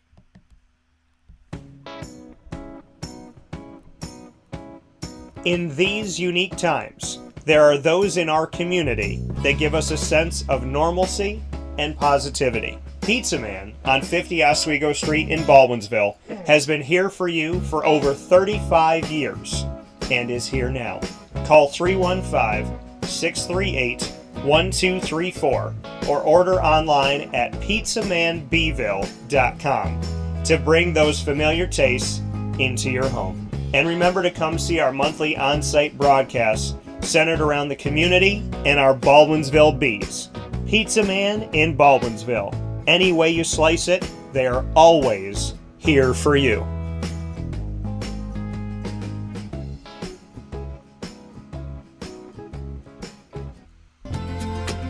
Looking for your next ride? Look no further than Great Lakes Honda City, located on 7140 Henry Clay Boulevard in Liverpool, New York. Serving our community for decades, their new and pre-owned vast array of vehicles are available to you Monday through Saturday on site. To search from home, shop at GreatLakesHondaCity.com. Call 315-365-5576 to set up an appointment. That's 315-365-5576 for Great Lakes Honda City, 7140 Henry Clay Boulevard in Liverpool, New York. Great cars, great people, Great Lakes.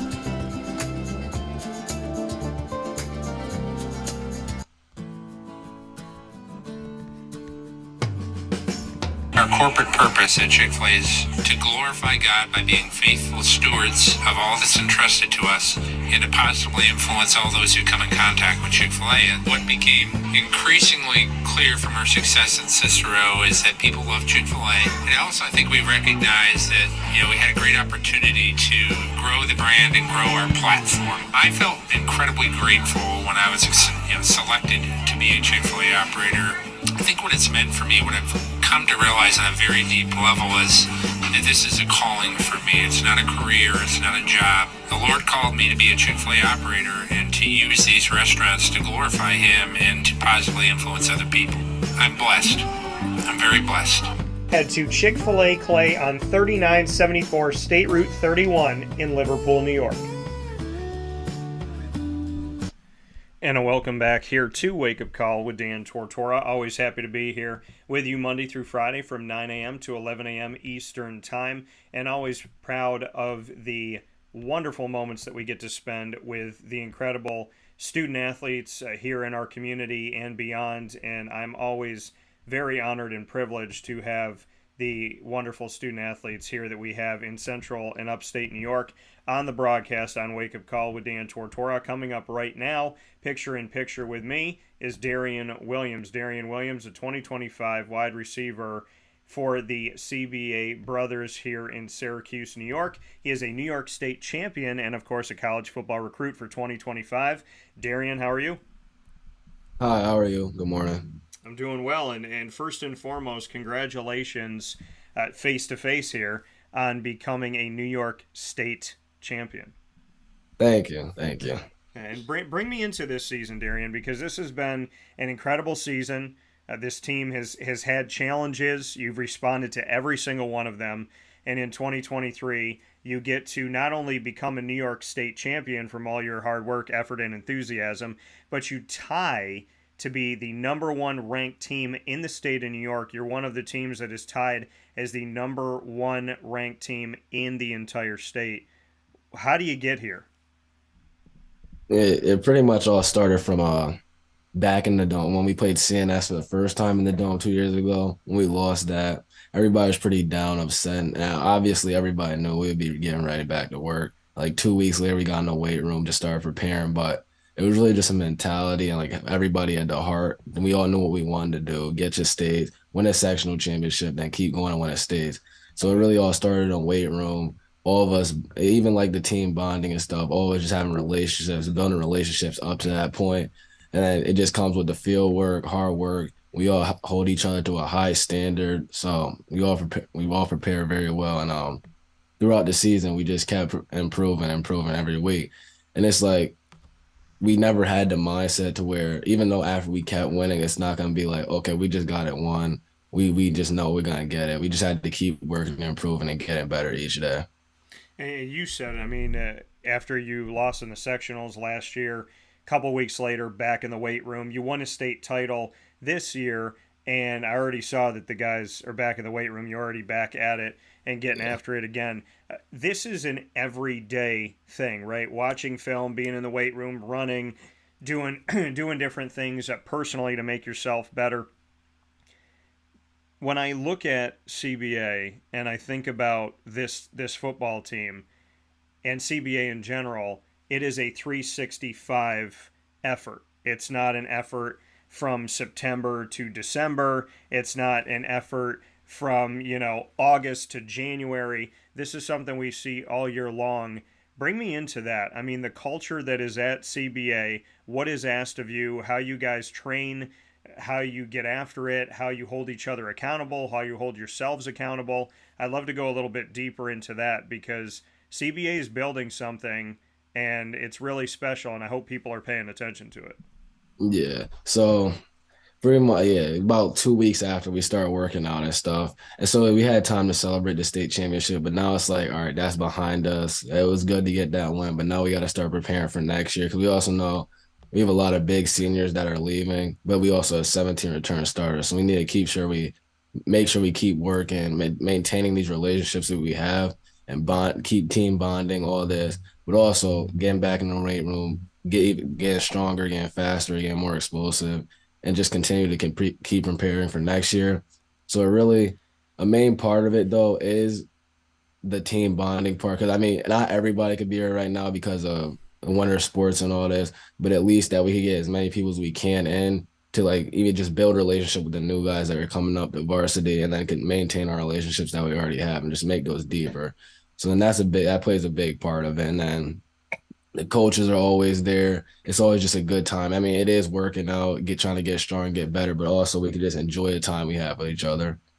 Yeah, in this brotherhood, it makes a lot of sense, right? When the team's called the Brothers, how would you describe the brotherhood of Christian Brothers Academy in Syracuse? What's it like day in and day out in the halls, in the weight room, on the field with the guys that you get to play with and compete with and go to class with?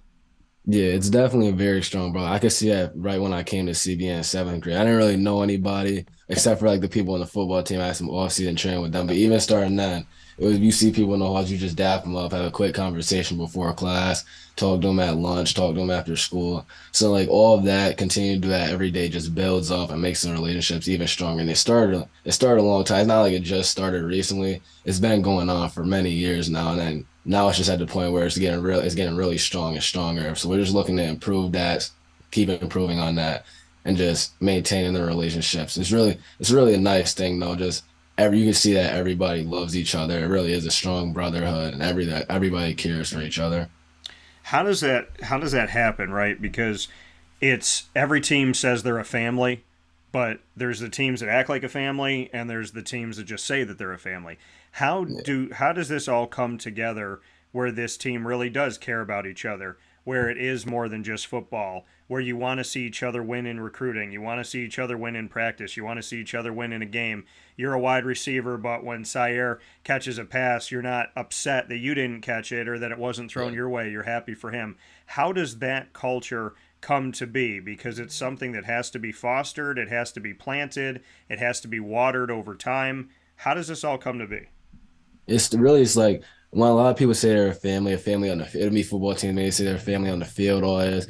But with us, we're obviously gonna be a family on the field, but it's also outside of that. And it's school, outside of school, hanging out with each other, just getting to know each other a little bit better, keeping those relationships up. So it's really not an on-field thing. It's more so, in my opinion, it's more so off the field, how we team bond, like the team going to each other's house sometimes. Even a couple years ago, we all went to my Coach Bruno. We all went to his house to chill, cook. He had a little cookout. We played basketball, slam.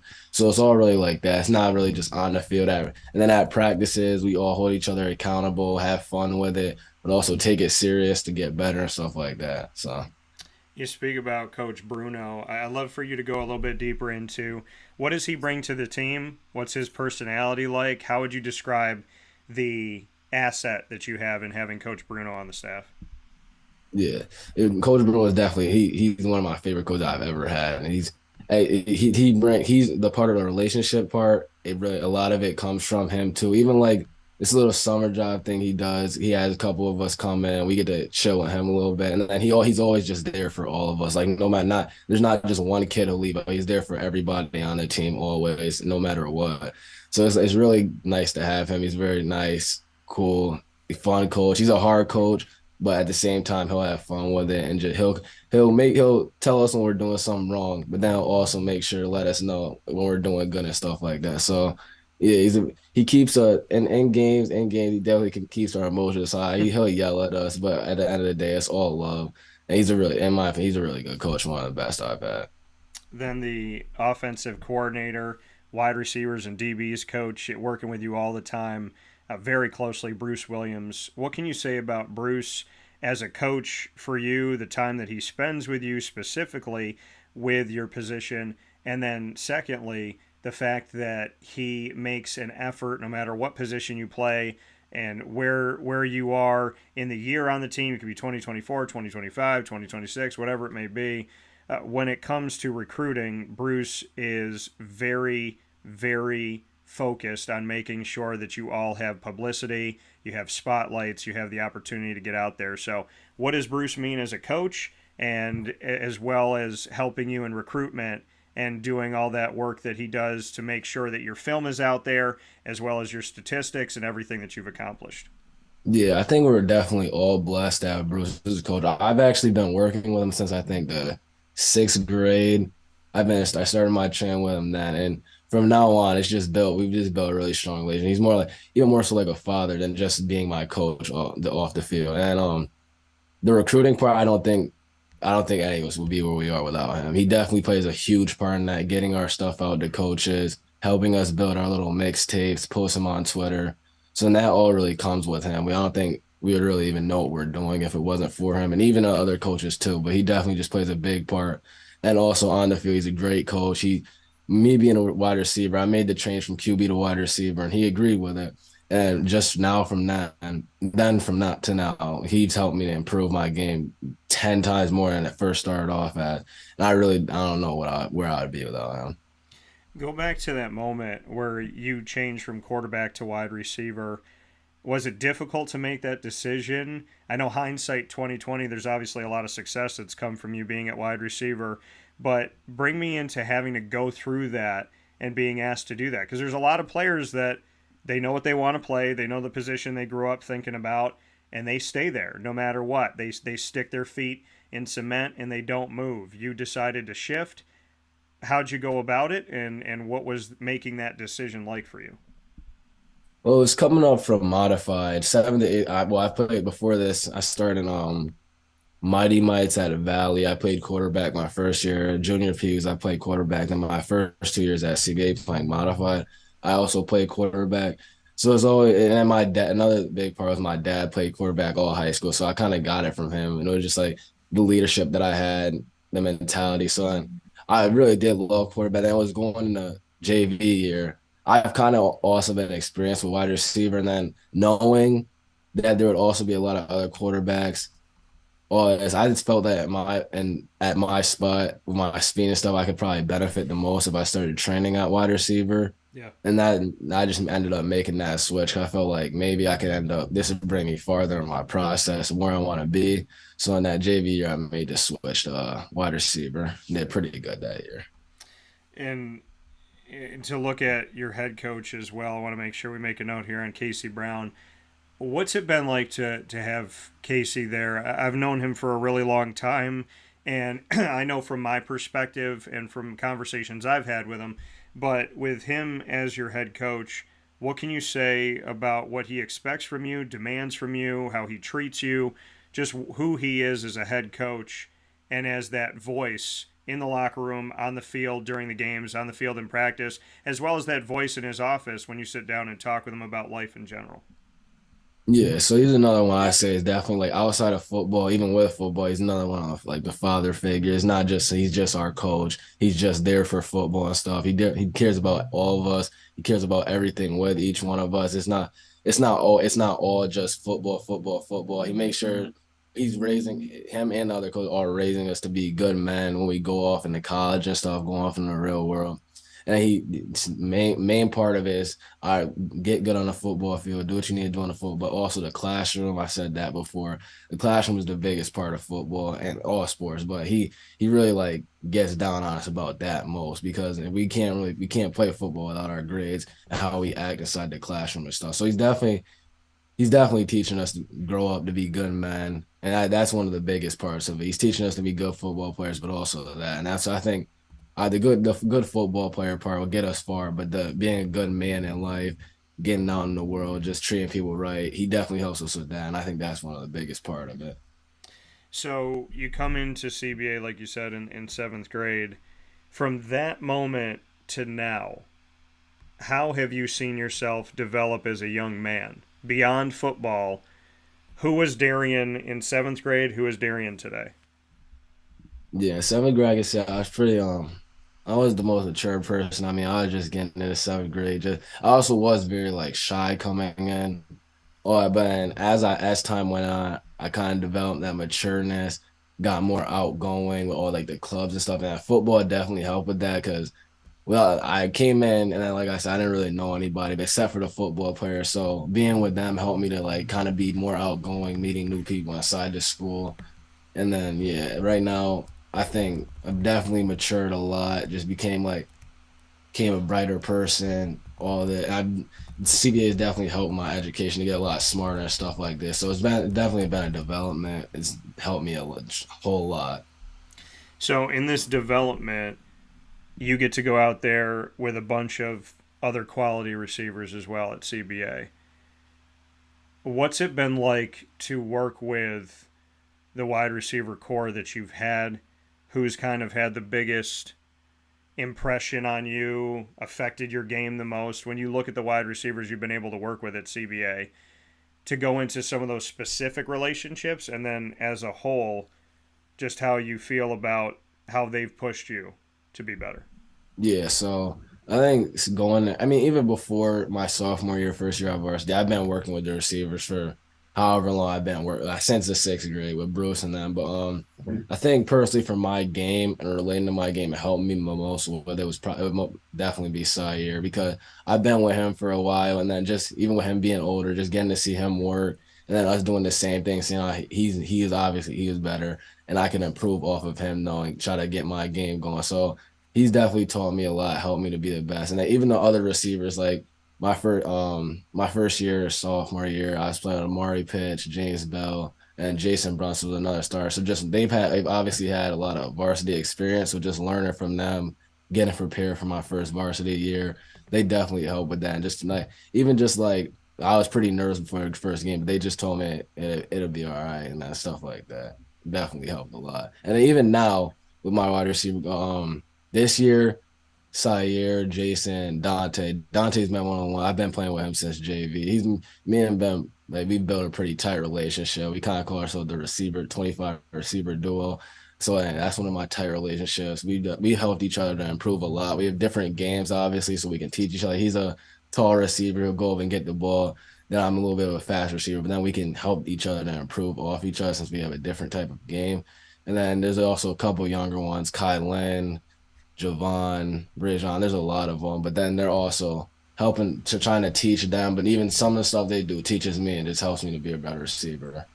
Yeah, and I'm looking at this list with Syer, with Jason Brunson, and some of the other guys. I mean, there's going to be turnover here, right, in the leadership of the receiving corps. So it's time for you and Dante and some of the other guys to step up here. I know that there's probably been leadership moments for you. This is not something that happens overnight. But what can you say about the fact that some of those receivers that you've grown with and learned from are moving forward into college, and now it's time for that senior leadership to go to guys like you and Dante? Yeah, it's definitely me and Dante. We've known since the beginning of this year, even the years before. We've known it would get to this point. We'd end up having to be the leaders of the receiver group, maybe whatever. But we know that we're definitely with the guys we have. We have Kallen. We're trying, and the main guy we're trying to get Javon to get him ready. He's very good kid, very good on the football field. So we're trying to get him ready.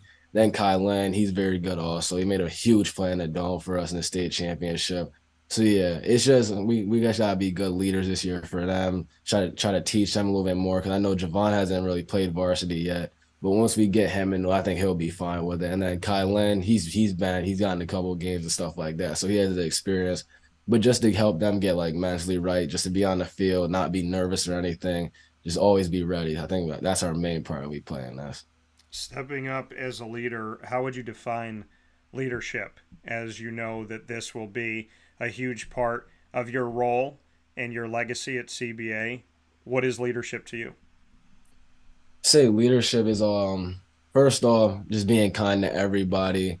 That also holding everybody accountable for mistakes or even when they do good stuff, just always letting them know, they can improve, become better, and then they're not just to hold their standard at a higher level because that's what we all do.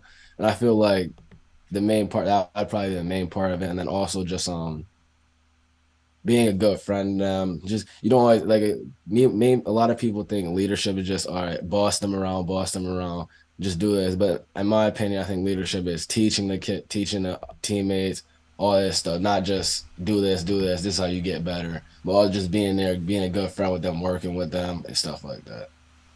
How do you learn, despite something like you said, when people are a leader, when they're a boss, when they're the one that's kind of teaching or they're the veteran or whatever, some people lose sight of the fact that they're supposed to keep learning.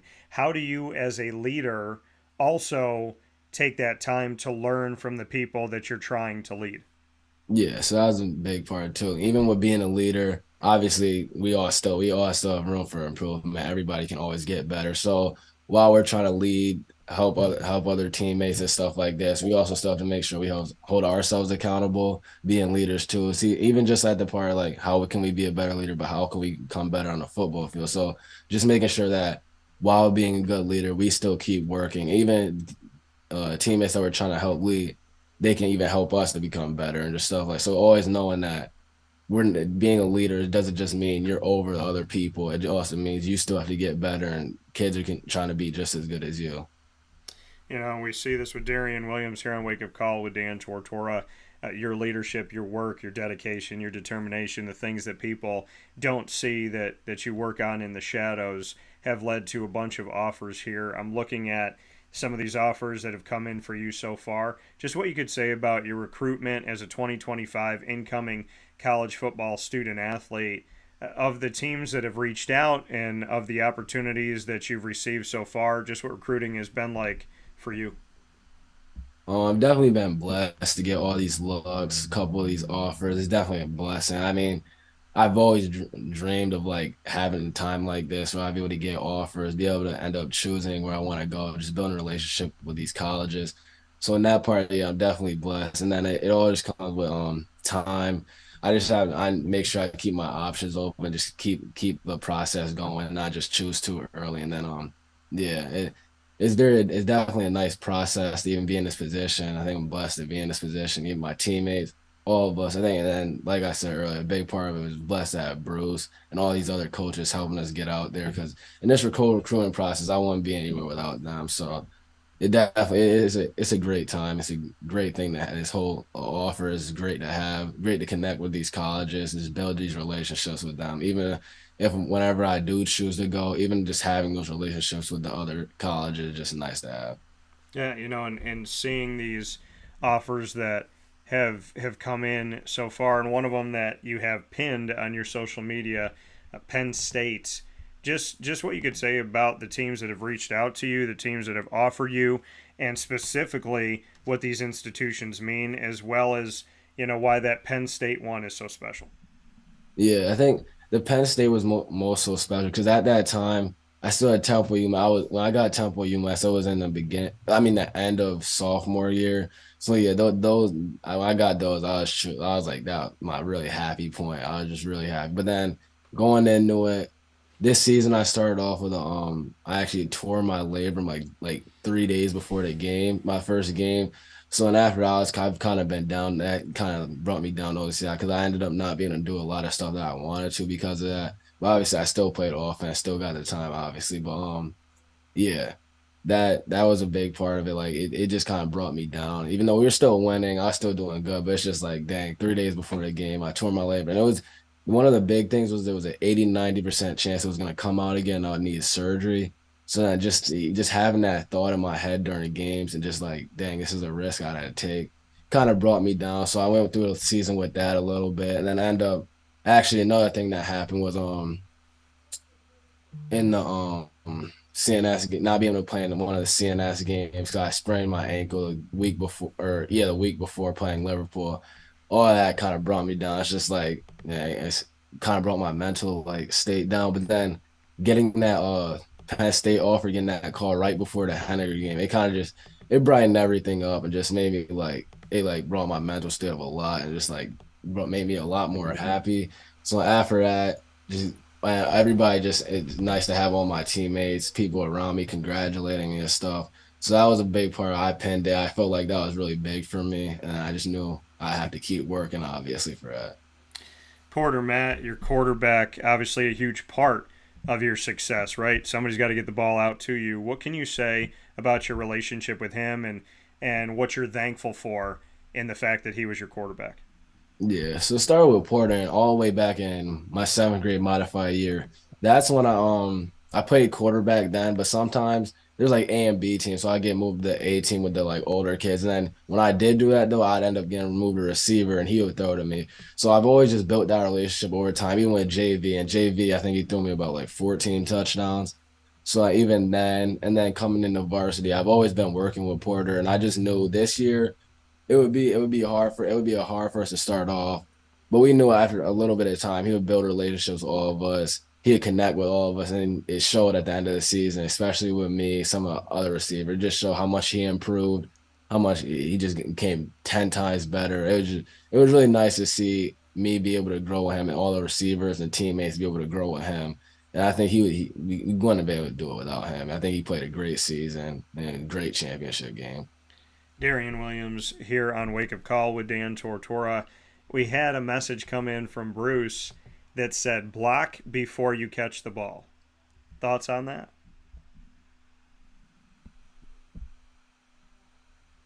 I think block before you catch the ball. Yeah, it might have been to a note of something that you had said. So, Bruce, if you're still here with us, make sure to kind of maybe expound on that a little bit. But what I'll say to this is, where can you improve the most? You've already gotten some offers. You've won a state title, but you know that you can never stop working, right? You got to keep going after it and got to keep proving yourself right. So, what are some of the areas that you're going to be specifically working on to elevate your game for this upcoming season and beyond that? Yeah, so with that block before you catch the ball, I think it might mean make sure before obviously we can catch the ball, we can run, do all this, but that's just not all it is to receiver. Another part to being a receiver is being able to block and making sure you can't let your running back get hit. You can't let your receivers get hit. You want to help benefit them the most. So I think a big part of it and being a receiver and being that type of versatile receiver, being an all-around receiver is blocking. You can't if you can have blocking, then add on the speed and all that, it really brings your game up a lot. You can't just be a receiver that's fast, can catch the ball, but then your teammate catch the ball and you just let them get hit because you don't block the person in front. I think that's the most part of it. And that's just being blocking. It's like you have to have that mentality, be a good teammate and just know I'm not going to let this dude come and hit my teammate if I'm not going to block him. So it's just knowing you got to go out there and block for your guys, not let them get hit because of you and just play your part in that. So it's just like that blocking comes a big part of just being a good teammate, like just having that mentality to be like, nah, I'm not just gonna let my guy get hit and possibly get injured because of me. When you have the opportunity to learn from somebody who was a wide receiver at CBA, who played Division 1 and went to Syracuse, who still holds records, to have Bruce there to go a little bit deeper into this, when someone's been through the trenches, been at the school, been at the position that you're in, gone through that, knows what it's like to go through recruiting, went and played Division 1, what does that do for you to have somebody there that experienced everything that you're currently experiencing? It just really helps us to be like the most versatile type of receiver, like an all around receiver, because he's done it all. He's caught, blocked, ran fast, ran good routes, all this. He's made it far in his career. And it's just like just having him, just even when him just saying a little bit of stuff, it goes a long way because of how meaningful the stuff is and how much of it helps us to improve our game. It teaches us a lot. And it's just like he teaches us every aspect of being a receiver, like not just catch the ball, not just speed, not just running routes. It's everything going on with blocking, and then it footwork, all of it. It just really helps us to be the best receivers we can be, and just learning from him has been very beneficial. I think it's really a blessing to have him because I don't think a lot of receivers. There's a lot of good receivers that sometimes their coach might not be the best, and with just having him, us being, I say, average good receivers, and then having him on top of that just really helps us to bring our game up. Yeah, he wrote back. He said that you talked about leadership, playing the wide receiver position, teaching the younger guys when being a leader. Leadership as a wide receiver is being selfless, is what he said. Yeah, yeah. So that's definitely the selfless part. Definitely comes along with the blocking part. Not just, all right, sometimes I'm gonna get the ball, and I'm just gonna run. Now I'm just like, all right, I got the ball. I don't really care anymore. So then it's just the selfless part, not being selfish. Now your teammate get the ball, you gotta go and block for him. Your running back's running the ball. He cut out maybe. You gotta make sure you're ready to block for him. You can't just let your teammates get tackled. So it's also being like, don't just be worried about when you're getting the ball. Now you get the ball, and it's just like, all right, I'm good now. It's making sure you're always there for your teammates and making sure they can benefit the most. Darien here. Final note: winning a state title doesn't happen overnight, and there's so many things that go into the preparation, the response to adversity, in the classroom, on the practice field, in a game. Bring me into the ingredients to success of winning a New York State title. Like I said in the beginning, it all started the year before we lost CNS, but it's all the comes with the leadership from the seniors, even juniors, everybody, because everybody can be a leader. It starts with that, starts with the loving for each other, and then just throughout the season, like I said, we all hold each other to a high standard and hold each other accountable. So each game after each game, we're improving, and we got to that point where it's the CNS championship game in the dome. And once we passed that, a lot of people are just like, okay, not our team, but like a lot of people just say, oh, okay, they won the sectional championship. Now they might want one or two more games. That at that point, we're like, okay, nah, that championship game's behind us. Now we're going for the state title. And we knew we could get the state title, but it just came with us being humble, hungry, having a brotherhood, loving each other. So we get past Elmira. Then we're just like, all right, Bennett. That was the one game we were all really waiting for, Bennett. And then it's like it's not like some teams might just be like, dang, this is a good team. They got a couple of kids like us, but it's just us being like, okay, nah, they have good kids, but we do too. And then with us, it's just being together and loving each other and having that like love for each other on the field and saying we're gonna do this for each other, making sure we see that what is across our chest of brothers. And then it really comes with that the most, being brothers on the field. And then we get past them, and then it's the state championship. We really didn't know we could get this done. We just knew we had to be humble about it, have the brotherhood, had the love, and just make sure we knew our guys would be there for us. Yeah, coming from Darien Williams. Darien, a final note, not just good on the field, but good in the classroom, good in society. What have you learned about what it takes to be a good person in the community, and how do you try and display that every single day, whether you're studying for a test, you're walking up and down the halls at CBA, you're on the practice field, you're in the weight room, or you're at the supermarket, you're in the neighborhood with your family. What, in your opinion, have you learned about what it takes to be a good contributor to our community? Yeah, being a good person in society, the classroom, it just goes a long way. Because then outside of building relationships with your football team, you're building relationships with other people, other sports teams, teachers, people outside in the community. It just help. It's just really nice to like be. You can be cool with everybody and just have a nice relationship with everybody. Build those relationships, and then it's like it really goes outside the part of just having those relationships with your teammates. But then outside of that, it really helps to just makes life better. Just be able to know, okay, yeah, I have my football teammates that are my close boys, but I also have my other friends outside of this. I have teachers that I have strong relationships with, people outside in the community from other schools and stuff that you could build relationships with and hang out with them too. So it just goes a long way. And I would be remiss if I didn't mention this quickly. Matthew Hawn said some nice things about you. What do you want to say about offensive tackle Matthew Hawn? It's definitely nice. It was definitely nice hearing him come in to when we first found out he was coming. It was nice to have him. And him, obviously other team. We all built a strong relationship with him. He's been one of our main factors on the line. We have a very strong line, and then he's a big part of it. He plays a big role. And just him, even just knowing him, having a relationship, he's very humble, very nice. But when he's on the field, he's hungry and ready to get to it. So even when I picked up a couple offers at the same time as him, it's just like we can just enjoy that together, be proud for each other, be happy for each other, and then always just hold each other accountable. Make sure me and him can, even though we don't play the same position, we can still be on each other about maybe he miss a block, I drop a pass. We could be on each other, be like, okay, now we need to get that back. So it's very nice that me and him built a strong relationship. It's very nice to have him by my side. Should linemen get more love? Yeah, I think they definitely should. I think you can't do anything without even the D line or O line. You can't do anything without the O line. You can't do anything without the center, the right guard, tackle, all of it. You can't really do. You can't run the ball without them. You can't pass the ball without them. So I think, if anything, in my opinion, I think they should get the most love because it starts with them. You can't if you don't have an O line, you can't score. You can't win. You can't move the ball. So I think they definitely should get the most love.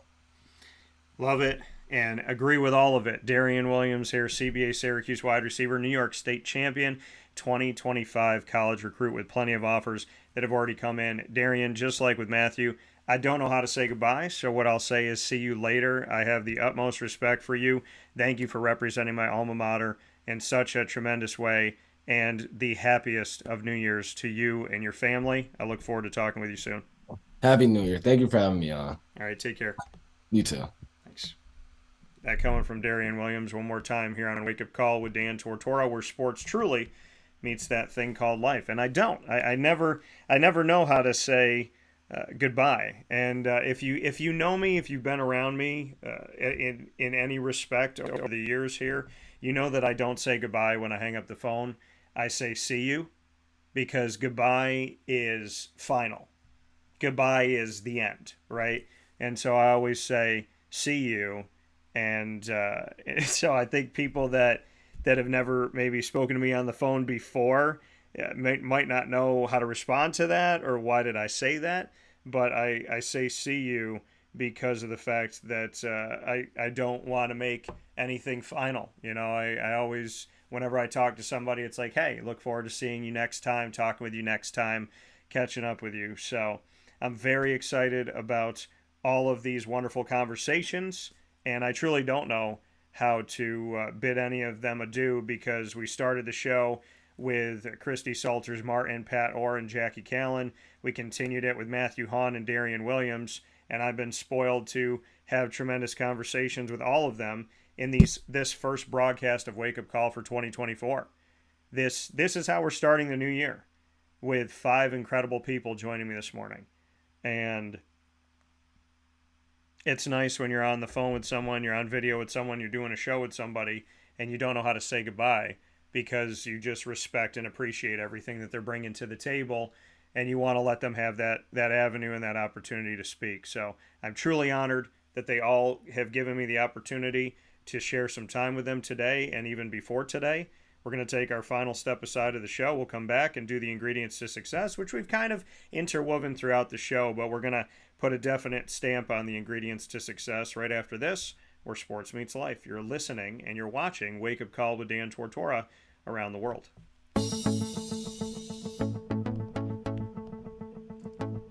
Avicolli's, located on the corner of Route 57 and Wetzel Road in Liverpool, New York, has been your trusted neighbor for decades. Located just steps from Liverpool High School, we're happy to have the Liverpool Warriors on-site, on-location broadcast at Avicolli's through Wake Up Call with Dan Tortora every single month, featuring student athletes, coaches, and administration throughout the year from Liverpool High School. Head out to Avicolli's today on the corner of Route 57 and Wetzel Road in Liverpool, New York, open Tuesday through Sunday for lunch, dinner, and drinks. We'd love to see you out there, and of course you can call them at 315-622-5100 for takeout, delivery, and catering. That's 315-622-5100, and also find them on myavicollis.com. That's myavicollis.com.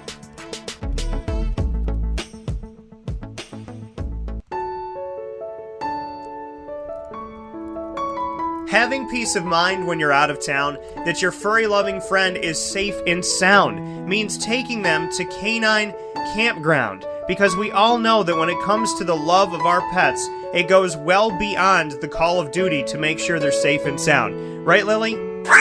So take a ride to 242 Johnson Street in East Syracuse, New York, and see Canine Campground and where your dog will be staying, in the classic cabin, the executive cabin, the grand cabin, or of course the luxury cabin, because if you know Lily, you know she loves luxury. Now you don't have to wait to the last minute to find a family member or a friend that'll take your dog for a few days.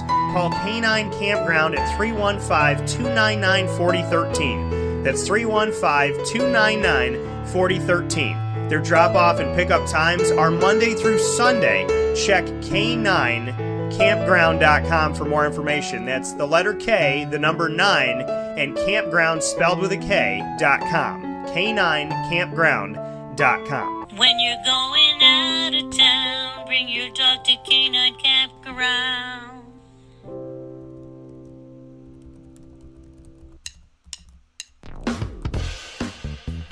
PB&J's Lunchbox, the food truck that you love finding all throughout central and upstate New York, now has a street-side cafe. So when you're craving their traditional favorites as well as their out-of-box amazing menu items, you can now head to 663 Old Liverpool Road in Liverpool, New York. Located just minutes from the highway, the Thruway, Destiny USA, and Onondaga Lake Parkway, PB&J's Lunchbox Street-Side Cafe is there for you Monday through Saturday from 9 a.m. to 7 p.m., serving breakfast, lunch, and dinner all throughout the day. Get breakfast for dinner, dinner for lunch, whatever you fancy, including their award-winning grilled peanut butter and jelly sandwich. Find them at 663 Old Liverpool Road in Liverpool, New York. PB&J's Lunchbox, where we love to know what's in your lunchbox.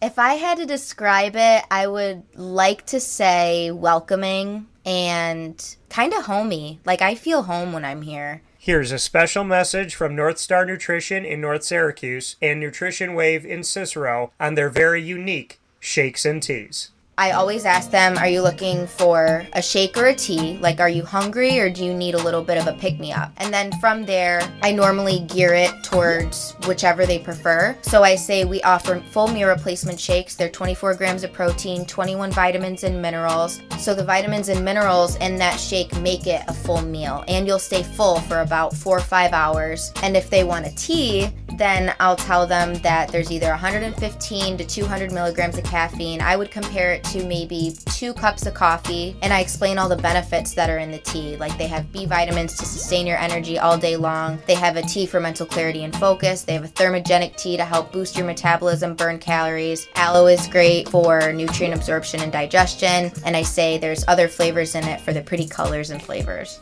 I always ask them, like, what's your favorite lollipop flavor? And then I'll go from there, and I'm like, well, believe it or not, there's less than a gram of sugar and it's good for you.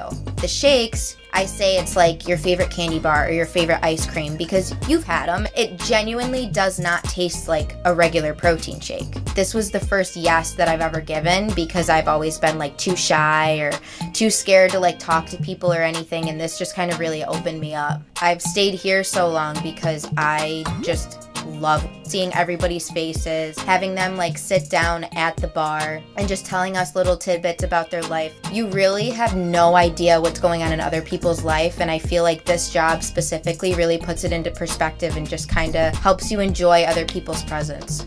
As like a young adult and as a person, I have learned so much working here. Like, to me, it's way more than just shakes and teas. For healthy drinks that taste amazing in a welcoming atmosphere, head to North Star Nutrition on 628 South Main Street in North Syracuse and Nutrition Wave on 6197 State Route 31 in Cicero. Open 7 days a week at each location.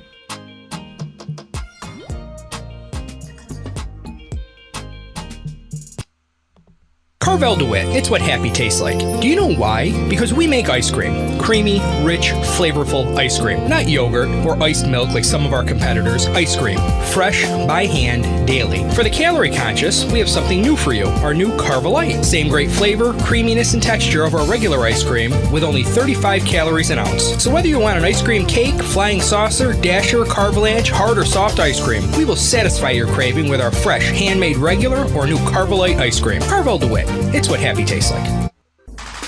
The Wildcat Sports Pub in Camillus, New York is located on 3680 Milton Avenue in the Home Depot Plaza. It is your family-friendly sports bar and restaurant. Folks, some sports bars aren't family-friendly. Some family-friendly restaurants are not sports bars. The Wildcat Sports Pub in Camillus, New York is proud to be both. It is that marriage that you've been looking for years. The Wildcat Sports Pub is your home base for your sports bar and restaurant needs, games for the kids, indoor and outdoor activities, and enough things on the menu to come back every single week and get to try something new. They're open Sundays from noon to 8 p.m., Monday through Wednesday, 11 a.m. to 11 p.m., and Thursday through Saturday from 11 a.m. to midnight. For reservations and party information, call 315-487-2222 for the Wildcat family-friendly sports pub and restaurant.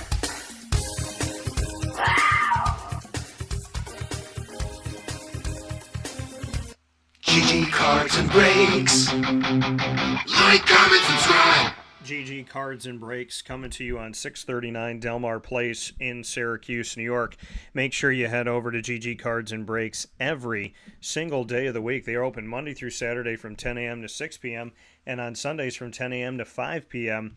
And they have literally everything. They have football, basketball, baseball, hockey, soccer, all sports, as well as having Pokemon and the new Disney Lorcana. They have graded cards, singles that you can buy, autograph cards, patch cards, rookie patch, auto cards, numbered cards, just incredible historic cards from back in the day to the newest, greatest favorites, as well as packs and boxes for you to open and pull some of those amazing products that are out there for the sports world. I'm so honored to be able to work with GG Cards and Breaks because of their passion, because of their dedication, because of their desire to see people smile and enjoy the hobby. It's one thing to own a business, it's another thing to live that day in and day out and to truly be ingrained in your business, in your mission, in your vision, and in the thing that you're selling. They are such a big part of this hobby. That's why it's awesome to have Josh, Anthony, and the crew here with me on Wake Up Call. Big time thanks to GG Cards and Breaks. Visit them today. Let them know that I sent you. You could say, I heard it on Wake Up Call. You could say, DT sent me. And that's typically what a lot of people say is DT sent me over. So head over there today, 639 Delmar Place in Syracuse, New York. Open 7 days a week. GG Cards and Breaks right off at TL Ave, Monday through Saturday from 10 to 6, and on Sundays from 10 to 5. With that being said, here on Wake Up Call with Dan Tortora, we're going to jump into the ingredients to success. And the ingredients to success here on Wake Up Call with Dan Tortora are proudly presented by the fantastic team at Avicolli's. Avicolli's is available to you Tuesday through Sunday. They are closed on Mondays, so you can find them Tuesday through Sunday on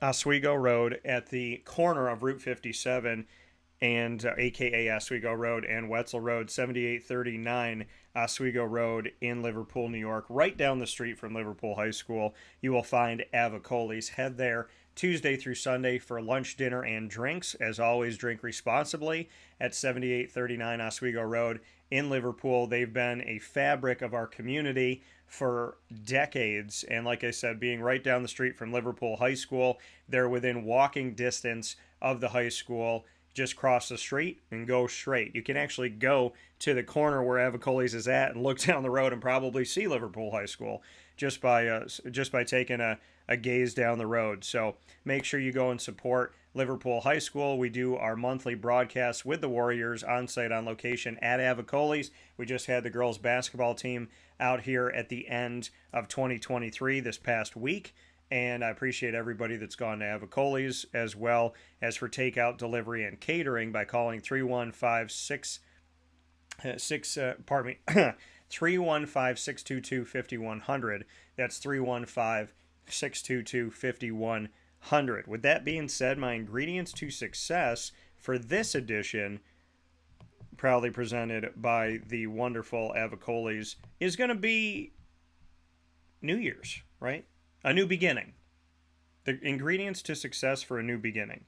Well, if you're going to have a new beginning, you have to get rid of those old habits, those things that led you astray, those things that weren't positive, those things that weren't good, fruitful, right? I was challenged yesterday in the first day of the year, and I believe it's a challenge that comes from God. I was challenged yesterday in the first day of the new year because I had a situation happen to me that has happened to me a bunch of times. And I think it was God's way of saying, it's a new year, it's a new start, it's a new beginning. Are you going to do the same thing? Are you going to react the same way? Or are you going to move forward in a different way? Are you going to take what I've taught you, and are you going to learn from it? Are you going to take all of the knowledge and wisdom that you've gained, all the positivity that has come your way, all of the advice that has come to you from people that I have sent to you that truly love you and are there for you? Will you take it, or will you let this world control you? Will you let this world get you down? Will you let this world alter your state of mind, alter the way you feel, alter how you're going to attack the day? How are you going to treat this moment? And I had the opportunity to go one of two ways. I really did.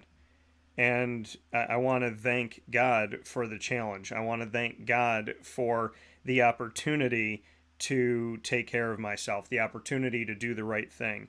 Because yesterday was a big challenge. Initially, I was bothered. Then my reaction was, I got this. I'm not going to go down this road again. And then I started to go down the road again. So I went back and forth. And such is that with many things in our lives, folks, right? It's not an exact science. When we're learning something, when we're growing, when we're evolving, when we're moving forward, it's not the easiest thing to be like, oh yeah, this happened to me and I learned from it and I'm just going to go in this direction. After a while, you may just do it as a knee-jerk reaction, right? You might be able to get past something a heck of a lot faster, because you simply know how to do it and you've done it a bunch of times. So it's a muscle memory thing and you don't really have to think about it, and it becomes easier the more that you have to do it. And other times it's going to be a challenge. It's going to be something that you have to really sit with, think about, work through, and try and figure out. And I think that, we are challenged in life constantly as to how we are going to respond to adversity. How are we going to respond to those things that try to bring us down, that are sent to challenge us, that are sent to stress us out, that are sent to bring us down, to hurt us, to pain us, to cause us to struggle. And, I think there's never going to be a time where we're going to do anything perfectly. That's just not the case, right? Nothing is ever going to be exactly, completely perfect.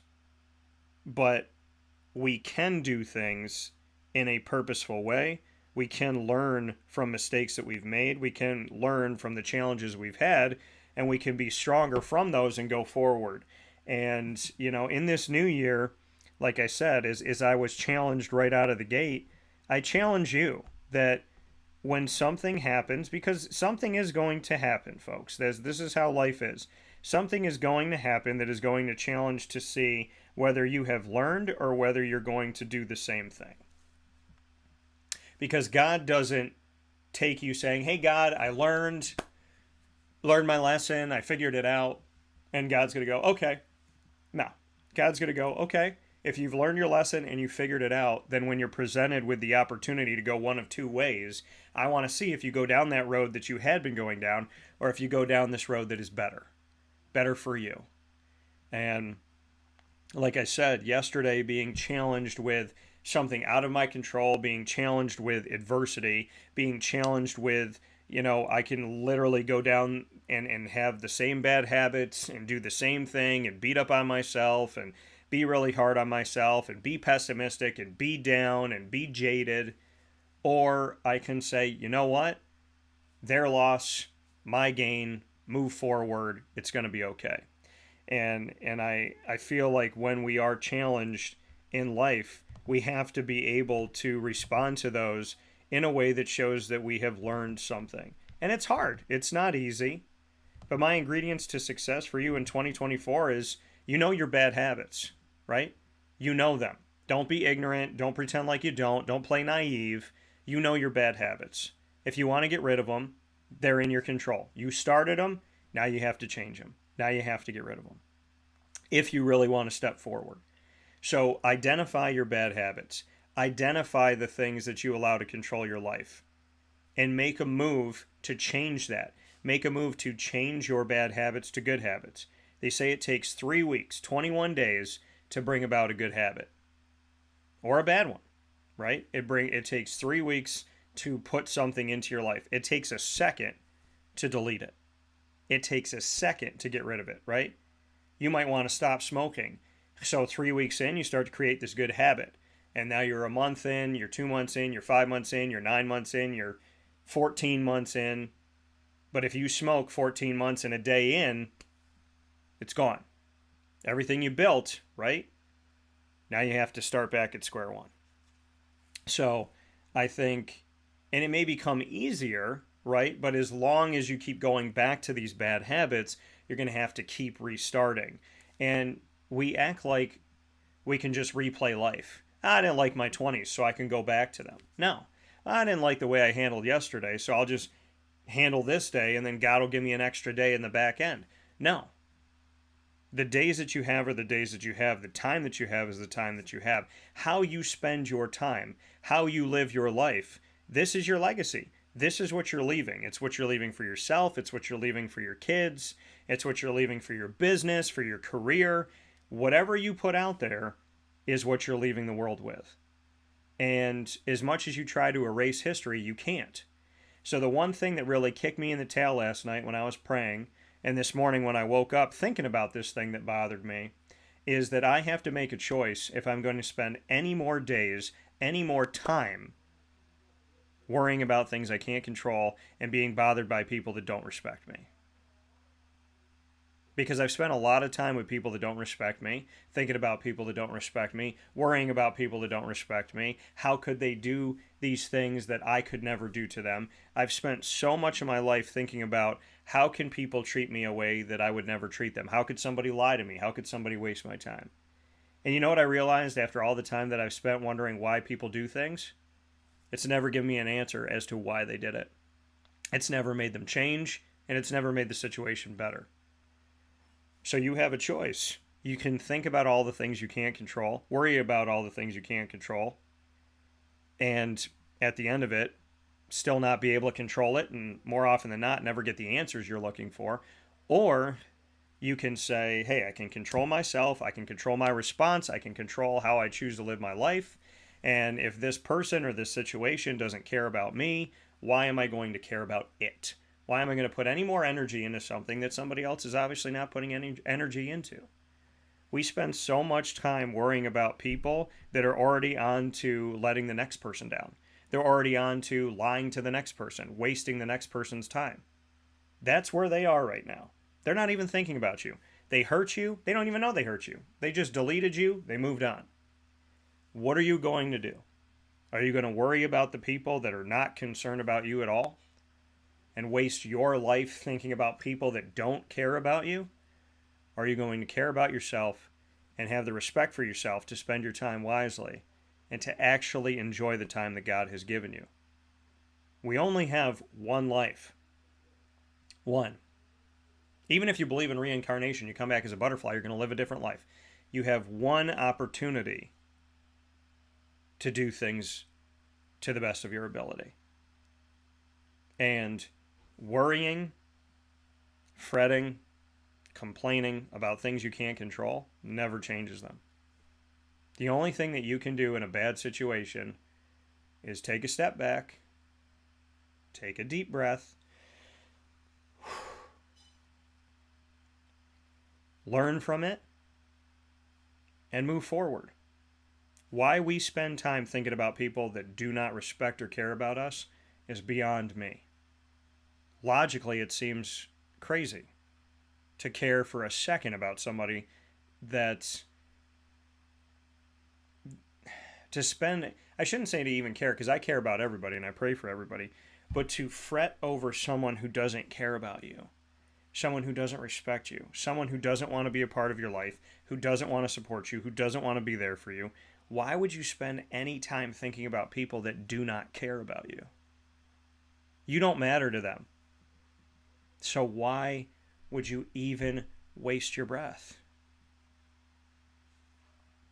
You have to get to a point in your life where you realize that the things you cannot change and the people you cannot change and the situations you cannot change, no matter how many times you talk about them, worry about them, fret about them, scream about them, yell about them, cry about them, they're not going to change. Right? We have all cried over relationships we can't change. We've all yelled and screamed and over things that we couldn't figure out. We've all wasted time talking about and thinking about things that we have no control over. It's living a defeatist mentality of a life, worrying about that which we cannot change. What's the quote that I have in my home and in my studio? God grant me the serenity to accept the things I cannot change, the courage to change the things I can, and the wisdom to know the difference. The serenity to accept the things I cannot change, like yesterday. The peace to accept that I can't change it. The courage to change the things I can, which is how I respond to it. I need to not let somebody control my life. I have to have the courage to be the own keeper of my life and take control of my own emotions. And the wisdom to know the difference of that which I can't control and that which I can. Letting other people's actions and words control you is the perfect way to lead yourself to anxiety, stress, depression, animosity, pessimism, rage, hate, guilt, regret, frustration. None of those things are good. So I challenge you today to wipe the slate clean, start anew, and forget about the people that don't care about you. Because they've already forgotten about you. You're wasting time thinking about a ghost. Don't do that anymore. Have the respect for yourself, to love yourself, and to not waste moments. Don't let those people that took from you take any more time. They wasted time with you. If you think about them anymore, you're wasting more time. All you're doing is adding to their fuel tank that they don't even pay attention to. They're not even looking at it anymore. It's a really hard thing to say to some people, but these people that treated you poorly and threw you in the trash, ghosted you, forgot about you, mistreated you, they don't care about you. So you paying them any mind, they're not even thinking about you. They've forgotten your name, they've forgotten your number, they've forgotten your address, they've forgotten you.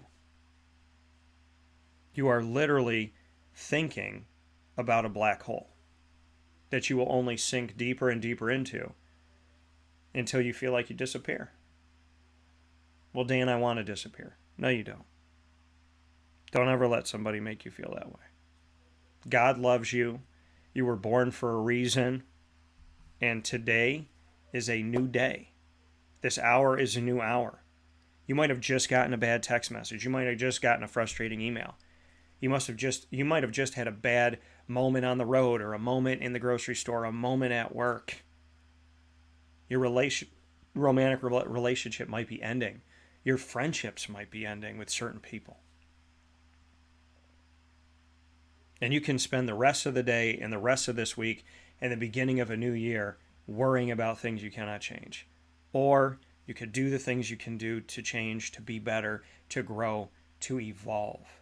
Be honest with yourself. Know when you're wrong. Apologize when you need to, and don't apologize when you don't.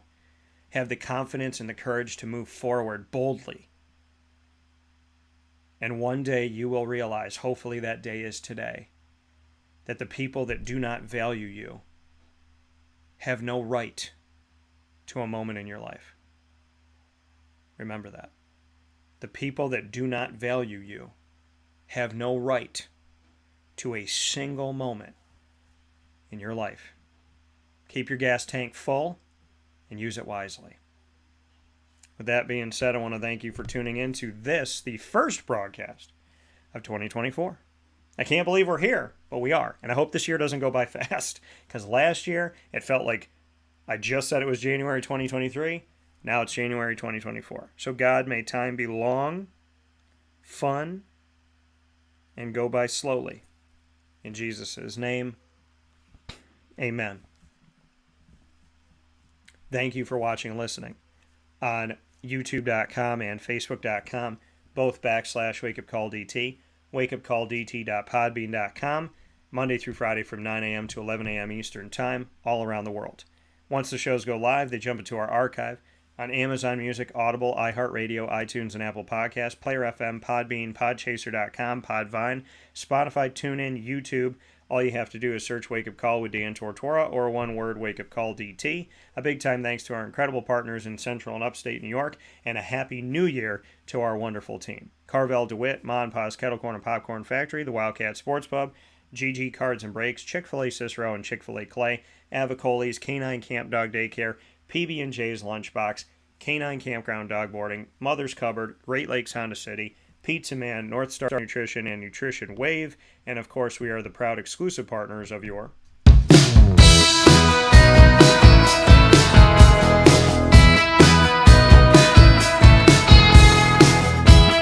Lemoyne College Dolphins. It's Fins Up every single month on Wake Up Call with Dan Tortora. You'll find your Dolphins on Wednesdays at 9 a.m. Eastern Time weekly during Dolphin Time. AD and DT with Athletics Director Bob Beretta and myself, Dan Tortora. The first and third Wednesday of each month. The second and fourth Wednesday, you'll find the Dolphin Dive, diving into stories of student athletes, coaches, administration, future Dolphins, and alumni. Catch it all by finding us live on Wednesdays at 9 a.m. Eastern Time when we broadcast these wonderful pieces of Dolphin content to you, as well as all the time on youtube.com /wakeupcalldt. Click subscribe, hit the notification bell, and find our Lemoyne Dolphins playlist on our YouTube channel. You can also find them on wakeupcalldt.com under exclusive partners. For more information, go to lemoynedolphins.com, and as always, Fins Up.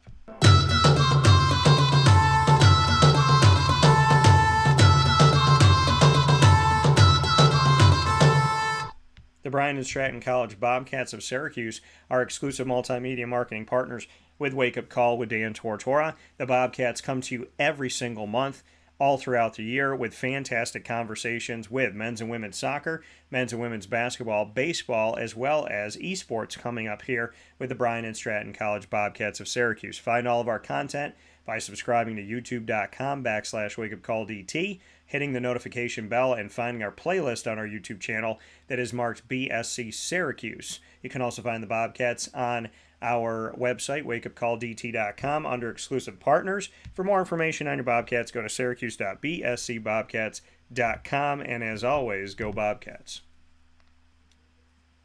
With that being said, here on Wake Up Call with Dan Tortora, I want to very much appreciate making history. As you know, Florida is our second home, and I believe this is the first time I've started the new year broadcasting live from our second home of the great state of Florida. So that's why Jacksonville is behind me. Big time shout out to the Jacksonville Jaguars in their victory. If they win this week, they are in the postseason and they win the AFC South. They'll have the rights to the 4th seed and a home game for the first round of the playoffs, aka the wild card round. Very excited for what is to come with the Jacksonville Jaguars. You will hear from your Jaguars on Wake Up Call with Dan Tortora, already on all of our social media channels as well as on our YouTube channel. You could see my conversation with Josh Allen, who made history for the Jacksonville Jaguars, becoming the single season sack leader and just a definitely incredible talent on the team, the outside linebacker. So check out Josh Allen on all of our channels. And coming up here this week, you will also hear my conversations with the rest of the Jaguars I had the opportunity to speak with, including running back Tank Bigsby, center Luke Fortner, left tackle Cam Robinson, and linebacker Foye Oluwakin will all be joining Wake Up Call with Dan Tortora. So a lot of great stuff coming up.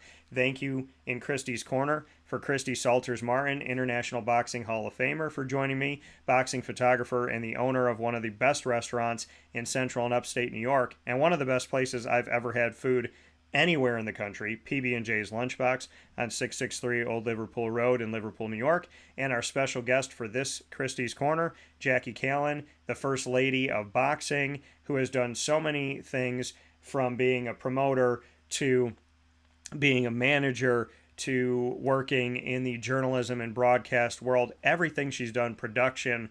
Jackie Kallen has been an incredible asset to the world of entertainment and sports, and I thank her so much for being a part of the show once again today. Big time thanks to the teammates that are New York State champions, as well as both receiving offers for Division I football for 2025, and they have more time with CBA until then. The CBA Syracuse offensive lineman and offensive tackle Matthew Hawn, and CBA Syracuse wide receiver Darien Williams. Thank you to Matthew and Darien for joining the show once again. And of course, for the ingredients to success, proudly brought to you by the fantastic team at Avicolli's on 7839 Oswego Road in Liverpool, New York, at the corner of Route 57 and Wetzel Road, right down the street from Liverpool High School. Make sure you come out and see our Liverpool Warriors live broadcast every month at Avicolli's, and make sure you go out to Avicolli's Tuesday through Sunday weekly to support local for lunch, dinner, and drinks. Of course, drink responsibly. And for takeout, delivery, and catering, for Avicolli's, call 315-622-5100. With that being said, find us on Facebook at Wake Up Call DT, X at Call DT, Instagram at Wake Up Call _DT, and a very happy new year to each and every single one of you. Thank you for joining me in making history, starting a new year of Wake Up Call broadcasts in our second home of the great state of Florida. We'll be back in our first home of New York tomorrow, God willing, for our broadcast coming up for the rest of the week. God bless, no stress, do your best. Happy New Year, be good to each other, be good to yourself, and spend your